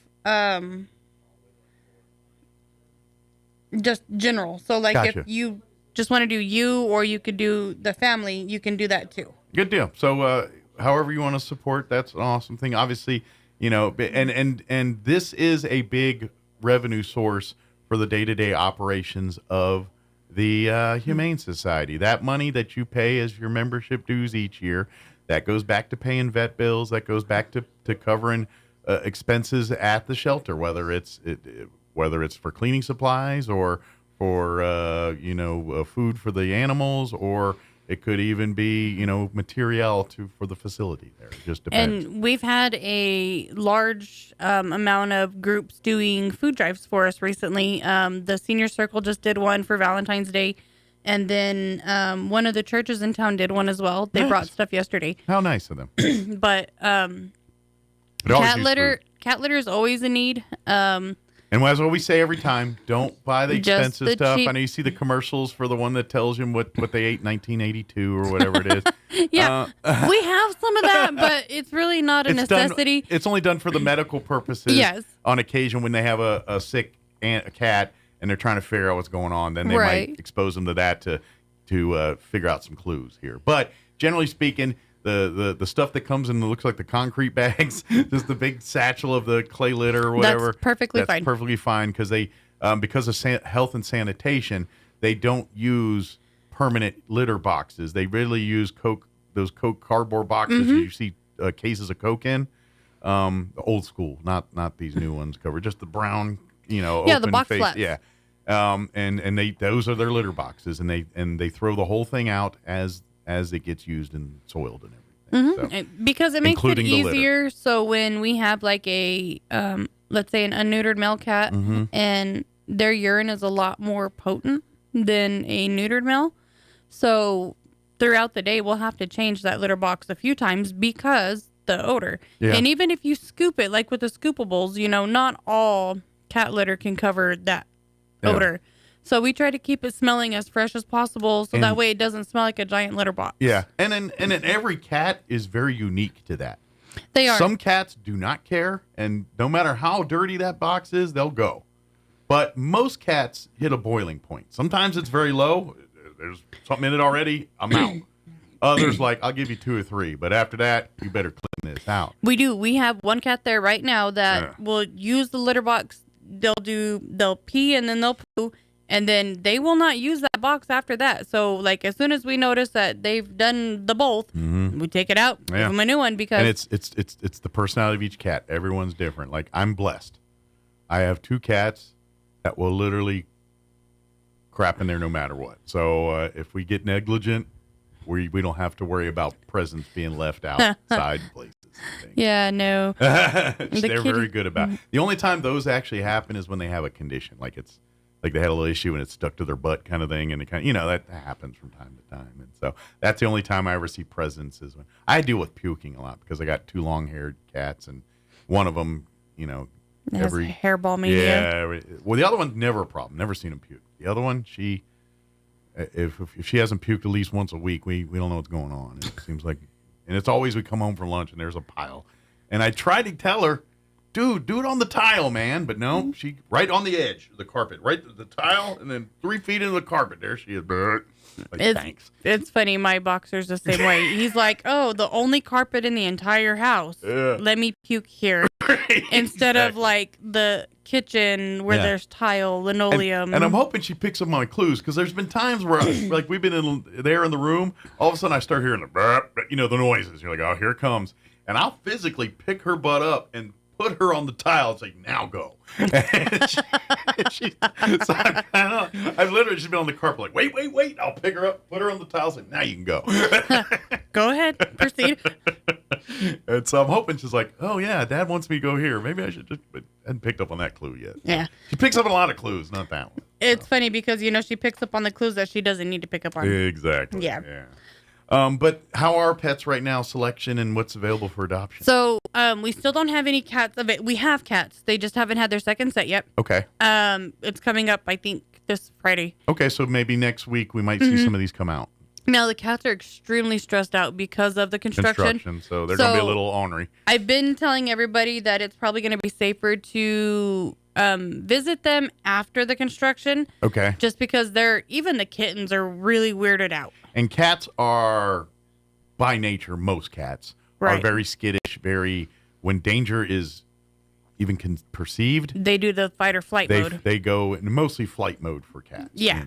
So right now, cats, we're kind of like holding off on just because we want to make sure that nobody gets scratched or bit because of the banging. Because at any given moment, it could be nice and quiet, and then all of a sudden it sounds like the roof is caving in because of something they're doing up there. Yeah. And then the cats go pew. So cats right now, we're kind of waiting until after the roof. But dogs, we have a plethora variety. of pets ready for good. We have little dogs, big dogs. We have German Shepherd puppies. They're Shepherd Husky mix from our guests. We have some Hound mix puppies, like Hound Shepherd mix. Nice. So if you're looking for a medium large pup, got a good selection right now. We have a very beautiful and handsome, actually like golden lab pup. His name is Grizzly. I'm a little partial labs. We don't know this. I know. I almost sent you a photo. You should have seen him on our Facebook page because Abby posted him the other day. Oh, man. Maybe. Did I see that one? See, sometimes I see him, sometimes I don't. It kind of, I don't know. It's just the logarithm of Facebook sometimes. And sometimes they're all there, and then sometimes I got to go look for them. Well, it's weird because sometimes you see it, and then sometimes, like, I'll see a post from, like, 5 days ago, and I'm like, I know she posted that a while back. So I do that, too, and I get it. It's like, oh, that's neat. That was 6 days ago. Why did you show me that now? Why did you show me that 6 days ago? But anyway. So dogs, pretty good selection right now. Cats, we do. Give it another week or so here. But if you go to the site, roswellhumane.org, you can see every animal that is now currently home at the Humane Society. Oh, my goodness. That's a pretty dog. It looks like a TV dog, man. It looks like she's ready to be a star. Or she. Did I say she's a girl He. or boy? He's ready to be a star. He is. He's such a handsome little feller. I've had female dogs my whole life, so I kind of default to female, even though it's just habit. Well, it's weird because I'll intake an animal and I'm the one, writing down the gender, and I'll still call it a it or like a her, and I'm like, well, she over there, and I'm like, oh, that's a boy. That's Sorry. a boy. Sorry about that. So I tend to go her, and then I'm like, oh, that's a he. Sorry. And see, I have boys and girls at my house, but I have majority boys, so it's always he. Gotcha. So you're kind of setting that one, and that's just habit. But if you go to the Humane Society, you can see every single animal that's looking for a home. If you see not available next to the picture, that means the animal's in quarantine. It's not been adopted. It will come out of quarantine whenever it's weighed or shots or whatever reason it's in quarantine to begin with. So if you see not available, it's still an adoptable pet. It has not been adopted. If one of those strike your fancy and you look and fall in love with it, call the Humane Society, talk to Crystal or any of the staff there, and just ask and say, hey, what's up with the status on this kitty here and all that. So, right. And if you do that, don't be menacing, but just checking back, and that really tells them, that says, hey, somebody's interested. This cat is got it. And at the end of the day, all the people at the Humane Society want to do is make sure these animals go to their forever loving home, and they never come back to the Humane Society. They go off and live the rest of their happy lives with your family. That's the goal for it here. And so they want to make sure everything is kosher to do that. So when you come in and tell them, oh, this dog, that's kind of an indicator saying these people are serious about making this animal part of their family. And so if you do find a pet that does speak to you and it's not available yet, don't hesitate to call and ask and say, hey, how's that pet doing? What's going on? What's the deal with it right now? And they'll be happy. Oh, it's a puppy. It just needs to gain another pound before we can adopt it out. Right. And then it'll be available to get its shots and chipped and all that good stuff. And they say, great. How long is that going to be? A week? Oh, great. Can I come in a week and set up a visit to meet with this animal? And as far as everything goes health-wise good there, then we can meet and greet and start the process. And matter of fact, if you really fall in love and ready, maybe we can start a little bit of the paperwork and all that now. So when the animal is available, you can, start the process of getting the animal fixed and everything ready to be a member of your family here. So I'm going to run through some stuff for the thrift store because I know you have the other. Yeah, please. Thank you. So the Easter, they have a lot of Easter baskets, Easter decor, Easter grass. Do not buy this stuff new. No, a lot of it is brand new. Well, I say do not go to a big box store. Don't go to the thrift store. Go to the thrift store. Because guess what? It's about a third of the price of what it would be at the other place brand new. So they still have the 3 twin bed frames. They still have that bunk bed set brand new in a box. Good deal. They have 5 flat screen TVs. Oh, wow. Yeah. And they do work. So what they do is they have them set up kind of like periodically. And they have them plugged in so people can see them working. Kind of see the picture. And yeah. They have a brand new subwoofer. Oh, nice. Anybody wants to be booming around here. They have 2 indoor smart gardens that are normally like $150. Oh, wow. They have a lot of boots for men's and women. Very nice. Brand new, some of them. Water boots. And you know how dress expensive boots, those are brand work new. boots. They have a lot of boots. You got to take a mortgage out sometimes on boots. I know. We just bought John some.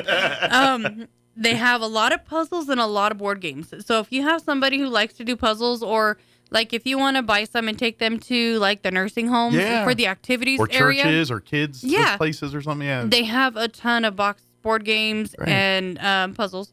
You know what? I bet the Gonzalez Warming Center could use some of that. I know they got a lot of things, but when they have their nights where they have folks in, I bet people playing cards and checkers and stuff would probably be pretty handy over there. That would be. And then they have clothes, obviously. Yeah. They have a lot of clothes.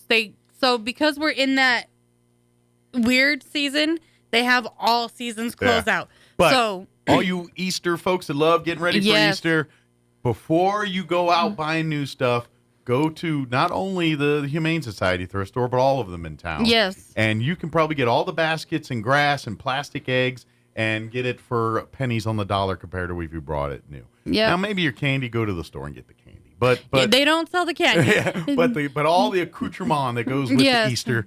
If you got your Easter egg hunts, you need the plastic eggs, or you need the baskets with that grass that you only use once a year and never ever again. Get it at the thrift store. Yes, they got plenty of it. So Absolutely. don't think that you need to rush down there. Rush down there. Yes, we always say rush because they still have more in storage. That when this sells, they're pulling it out, and then that way we can kind of just clear out all the Easter stuff and then start fresh for next year. Yeah, because then you'll be getting into what's probably after Easter. Start worrying about summer stuff and Mother's Day, Father's Day, and all that. Yeah. So, yeah, Memorial. Or is it Labor Day first or Memorial Day? Memorial's the Memorial. May, Yeah. Good so deal. Labor Day, Mother's Day, Memorial Day, Father's Day, 4th of July. Every dime you spend in there goes back to these animals. That's what it's for. It does, and it so helps when you donate, us. when you buy, you're helping the animals in our community do that. So it's another win-win there. Too. Yes. And by the way, you just got Easter a whole lot cheaper than what you would have done it if you bought all that stuff. And then you could do something a little extra for your kids. Exactly. You can take that money that you're going to use in baskets and grass and whatnot and buy Cadbury eggs. All right. Because you fill that basket with Cadbury eggs, I'll beat your house. That's my favorite. The original Cadbury egg, not the chocolate or the caramel, all those offshoots. The OG, just the stupid rabbit bok-bokin. That original. that's my one seat. Bok. All right. So we know what Mike's kryptonite is. Oh, I love them Cadbury eggs, boy. Them some good ones. But as always, thank you, Crystal. Yes, appreciate it. Yeah, we got to get our guest in here. So I will see you in a couple. We will see you next time. Yes. Thank you. All right, 9:42. We're going to pause for news, and then on the other side, we're going to have Joe Ferrier join us with the Roswell Symphony Orchestra. That's up next. Don't go away. You're listening to Mornings with Mike Winters. Now, your Pecos Valley News Update. I'm Jared Sorello. New Mexico State Representative Candy Ezell of Roswell has received top honors from the Rio Grande Foundation's Freedom Index. The index is a vote tracking tool. It claims to track lawmakers' votes on financial and economic freedom, education freedom, and constitutional freedoms. The index scored Ezell high for her votes on paid family leave and the clean fuels standard. John Block of Alamogordo and Randall Pettigrew of Hobbs were also honored. The New Mexico Department of Transportation Office District 2, in a joint effort with the city of Carlsbad and Eddy County, have installed new traffic signals at the intersection of US 62-180 and New Mexico 200. The intersection improvement project addresses several needs by improving traffic flow in a heavily traveled area and improving safety of the traveling public as well. NMDOT inspectors were on site and conducted final timing and programming this week, which put the signal into normal use. You're up to date. I'm Jared Sorello. Here's a Mornings with Mike Winters fun fact. More than 50% of Americans fall asleep on their sides. That's way better than falling asleep on someone else's side. Here's Mike Winters. True, by the way. Don't try it. I have. It doesn't work. Good morning. It is 44 minutes after 9 o'clock. And joining us in studio this morning from the Roswell Symphony Orchestra, Joe Ferrier back with us. John Ferrier. John. Oh, he wrote Okay. Joe on my thing, and got me saying Joe, and I knew it was John. Okay, Sorry. it's all right. I was looking at the way he wrote, and I was like, it's John, but he wrote Joe, and I said Joe out of sorry, John. Just don't John call me late for dinner. That's Yeah, right. yeah, He's yeah, like, yeah. as long as you call me for the... Well, and I know him as John, but then I saw Joe, and I was like, well, maybe I am wrong. And then I... No, put you Joe were in. right. But, John, welcome back. Thank you. It's for good to be joining here. us. For folks that aren't familiar, I don't know how you're not, but in case you're not, we are home to New Mexico's premier symphony orchestra. Absolutely. When you hear of things like the San Francisco Orchestra or the Philharmonic, these major classical orchestras, Right. the RSO is New Mexico's version of that. It really is. I know it's called the Roswell Symphony Orchestra, but we're kind of the It New is. Mexico Symphony It's a really good orchestra. It's been here since 1959. I Yeah. just did the math sitting out here. This is his 65th season, which it's kind of amazing when you think about it. It is. It's a very good orchestra, can play just about anything. And we put it together. Actually, we put a concert together, the concert Saturday night. Yes, and that's what we're here. We're going to invite everyone to come out. But just so, I don't think this is too much inside baseball. We rehearse Thursday night. Okay. Then we do a young people's concert for 3rd and 5th graders Friday. Oh, wow. Then we have another rehearsal Friday, another rehearsal Saturday, and then we do the concert Saturday night. Wow. That's a very compressed rehearsal schedule. But by nature, you guys have to do it that way because for folks who don't know, the Roswell Symphony Orchestra is made up of professional musicians from all over the state of New Mexico. That is correct. Texas as West well, Texas, I believe. And yes, correct. So West Texas and El Paso. And El Paso, too. So to get all those people in a room together at the same time is not easy all the time. It's not. It's a real feat, and we count on everybody practicing and knowing the music ahead of time. But they're very experienced professionals, and they play very, very well. It's a real pleasure to conduct them. So basically, when they get ready for this concert, they get all the sheet music and everything. Yes. However far in advance there, and then they work on it individually. Right. And then I'm guessing the week or two of the performance, they all come to town, spend the week here, do these rehearsals, go do some other shows and things, and then they're here for the big show Saturday. Well, is that kind of how it works? Well, actually, they're as we speak, they're driving into town. Okay, so they're making their way in as we speak here. So I say week, I say a couple days. Right. So, and the concert, the music that we do for the school children is completely different. Well, there's one overlap. It's totally different. So we're doing 14 different pieces of music. Good deal. Well, I imagine because just as a kid, kids resonate to music differently than adults too. That's and true. So I imagine the music you're playing for the kids are going to be a little more upbeat, a little more fairy tale like, something that's going to inspire them. Whereas as you get to your night concert, that's where you get into more complicated, deeper pieces. Well, that's roughly true. But we will, for the kids, we'll do music from Harry Potter. Stuff that they might recognize. Right. We'll do the finale to the William Tell Overture, otherwise known as the Lone Ranger music. That's officially, I think, everyone on the planet's got to know that one. Right. Even if you don't know directly where it's from, you know the tune. Right. But we'll do a Mozart Overture, Marriage of Figaro, that kind of thing, so they get exposure to that. So they get a little sampling. It's very of it. upbeat. There's nothing sad or morose. Nothing that evokes deep thought or give you a certain but you never know. I always feel with these concerts that I'm shooting arrows into the future. There could be a future Mozart out there or a Beethoven. Well, that's right. That you never know. You never know. A child that may be at your concert this Friday may 20 years down the road, next thing you know, they're the maestro of a symphony orchestra. They could, and this past year, I was teaching opera in Italy, which is kind of it's fun to teach opera to Italians. But at any rate, I was taken to the birthplace. Did you have to ask them the words? Right. I was taken to the birthplace of Verdi, Giuseppe Verdi, great Italian. Oh, wow. composer. And he was born to parents who operated an inn, actually. Okay. And they had no idea that they had a talented kid. And some traveler came through and said, your son really is musically gifted. You need to do well.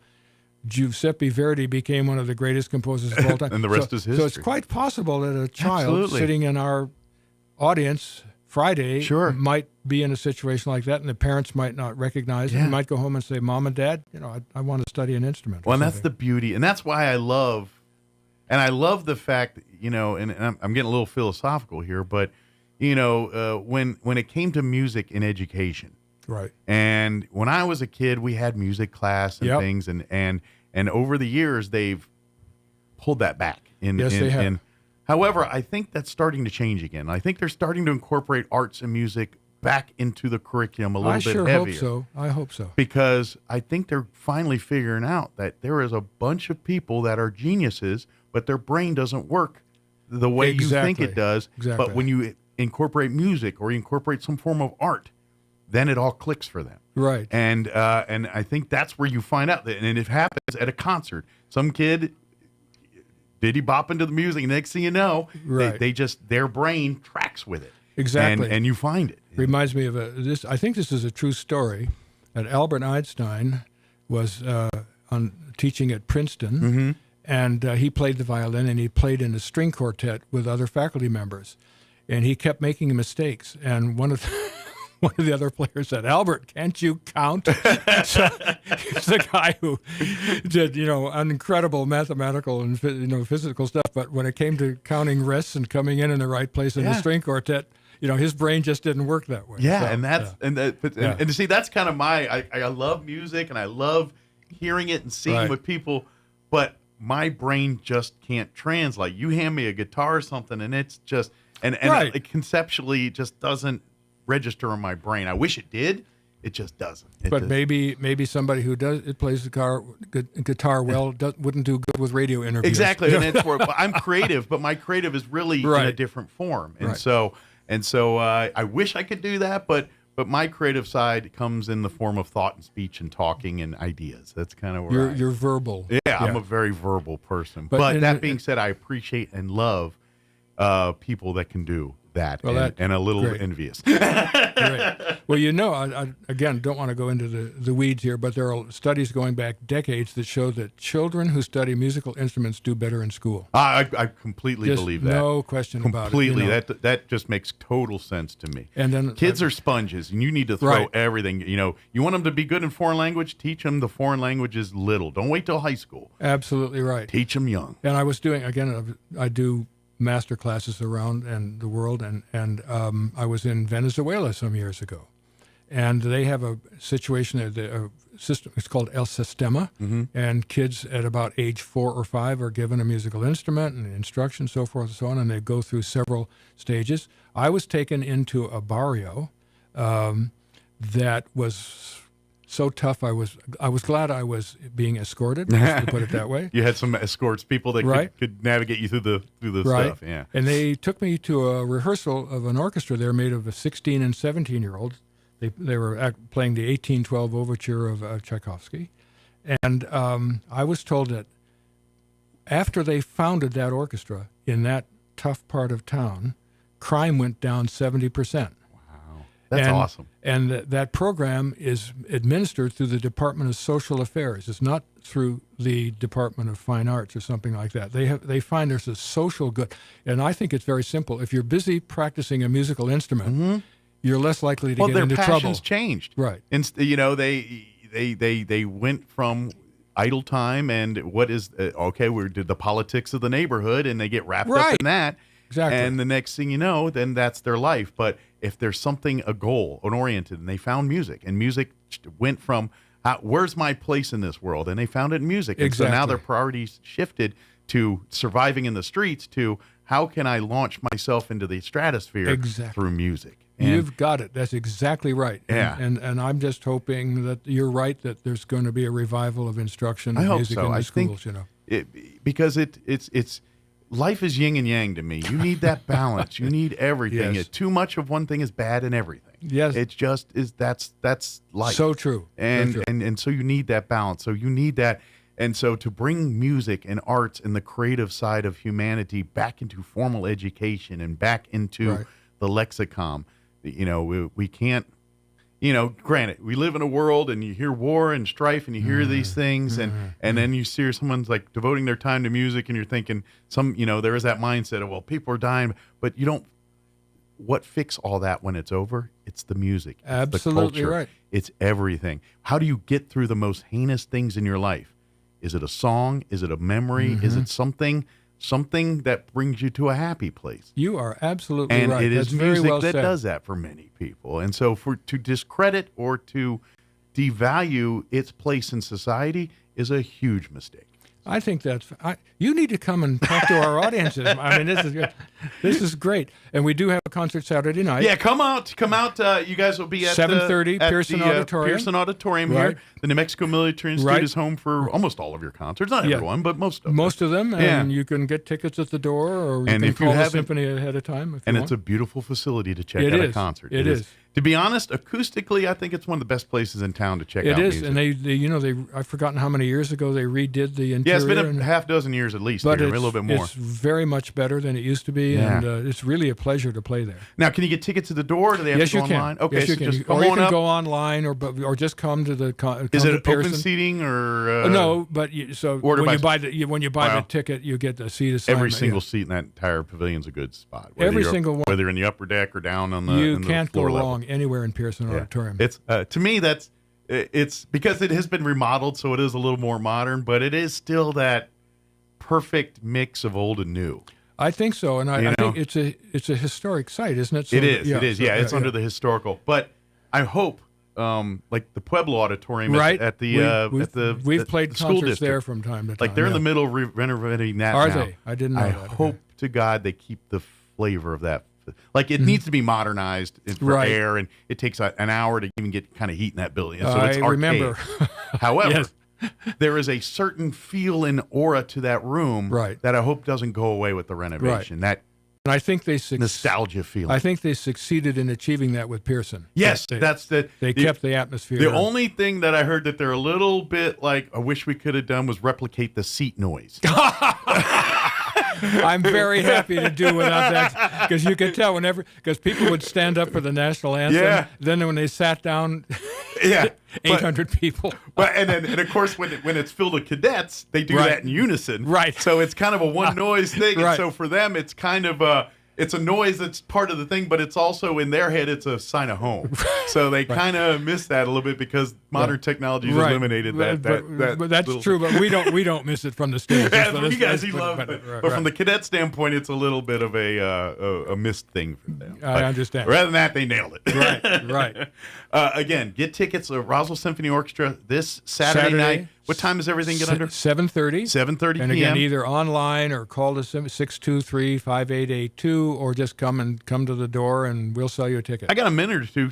What's Yes. some of the highlights of the performance that they're going to This want to is look a forward program to? that shows off the orchestra. Okay. So this is kind of a talent showcase a little bit. Well, kind of. For example, one of the pieces features 4 soloists from the orchestra. It's it's called a Brandenburg Concerto by J.S. Bach. Okay. Features our concertmaster, our principal trumpet, our principal oboe, and our principal flute, and it's a fantastic. People will recognize it when they hear it. We're doing 4 pieces of music that Mendelssohn, a German composer, wrote for the play A Midsummer Night's Dream of Shakespeare, and one of them is the Wedding March, which is played at every wedding. Yeah, I've everyone often knows thought that one. If the Mendelssohn estate got $1 every time that Wedding March was played, they'd be the richest organization on the planet. That's incredible. And then, since we're on a radio station, there might be some people out there who remember a radio program called Sergeant Preston of the Yukon, and there was an overture that set in the same way that the William Tell set up the Lone Ranger. This set up Sergeant Preston. It's an overture called Donna Diana by Reznicek. So it's a lot of beautiful music. Yeah. I think the longest... There's a lot of stuff that people will be familiar with, and they don't realize it. And the longest, just so they know, the longest piece is 7 minutes. Otherwise, they're 4 minutes, 5 minutes, 6 minutes. So these are short pieces. They're miniature master. Each one is a masterpiece. Yeah, these are almost long enough for radio play. Yeah, sort of like someone said a kaleidoscope. You know, kaleidoscope. Is that anyway? Yeah, kind of a hodgepodge or medley of stuff. Different styles and very challenging, very beautiful. So it's really kind of a showcase of what we can do, and would love for you to come and see the amazing talents of our professional musicians. And and I'm telling you,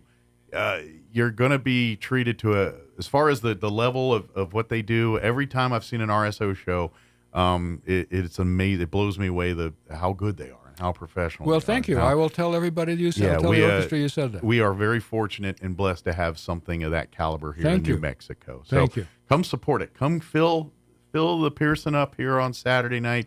Get out there, like I said, get there a little early. Concert starts about 7:30. Roll in maybe 30 minutes, 20 minutes early. Anytime you want. Actually, there's a pre-concert talk at 6. If so you get there even earlier if you want to get all right. the festivities in. Right. So get in for the pre-talk and everything. Talk about the music. And then you got your good seat for the concert at 7:30. That's right. So, and then, and of course, if you go to the Roswell Symphony Orchestra Facebook or website, you can just Google Roswell Symphony Orchestra. It'll pop right up. I don't remember the actual web address off the top of my head, but it's like Roswell You're Symphony right. Orchestra. I mean, just do the Just usual do the thing. Google, it'll pop right up. Or if you type in RSO, Roswell Symphony Orchestra on Facebook, you can like and follow if you have any questions or want more information, or saying, hey, maybe I'd like to be more involved with the symphony. That would be orchestra. great. They're always looking for more people to be a part of the collective there. Absolutely. Please reach out. You bet. Thank you, Mike, very much for having me on. Anytime. I want to get you in one day and just talk music. Okay. Because I've got questions about is there modern classical music and things like that, where I know that sounds like an oxymoron, but there is, but that's a subject for another show. Yeah, exactly. I want to pick your brain on that because, who's the next Beethoven? Who's the next, there's a lot guys? of really good music being written. Yeah. We always, and I'm like, the thing about classical music, all the music's talking about from the 1800s. When are we going to get some from 2020s? No, it's around, but I know we're short on time, but the amount of music that's written every year is immense, and the amount of music which survives for a few hundred years is very small. But that's you know what, that just proves the point at how special your Beethovens and your Bachs and your Mozarts really are. These are special human beings, and we're exactly. blessed to be the recipients of their output. Absolutely. So, John, as always, thank you very much. Thank you, Mike. And now we got to schedule a date to get you come on and talk musical philosophy. Look forward to that. I love Thank that you. stuff. So, thank you, sir. All right, it's 10 o'clock. We got to go. You're listening to 106.5 Roswell Talk FM, KEND, Roswell, New Mexico. Have an amazing day, everybody. To be the hardest hit with more than 60,000 outages this morning. The nationwide issue is affecting customers' ability to place and receive calls, use mobile data, send texts, and call 911 for emergencies. So far, no reason has been given for the outages. Jennifer King, Washington. The number of Americans applying for jobless benefits fell to its lowest level in 5 weeks, even as more high-profile companies announced layoffs. Applications for unemployment benefits fell by 12,000 to 201,000 for the week ending February 17th, according to the Labor Department. California's rainy season got off to a slow start, but has gained momentum with storms.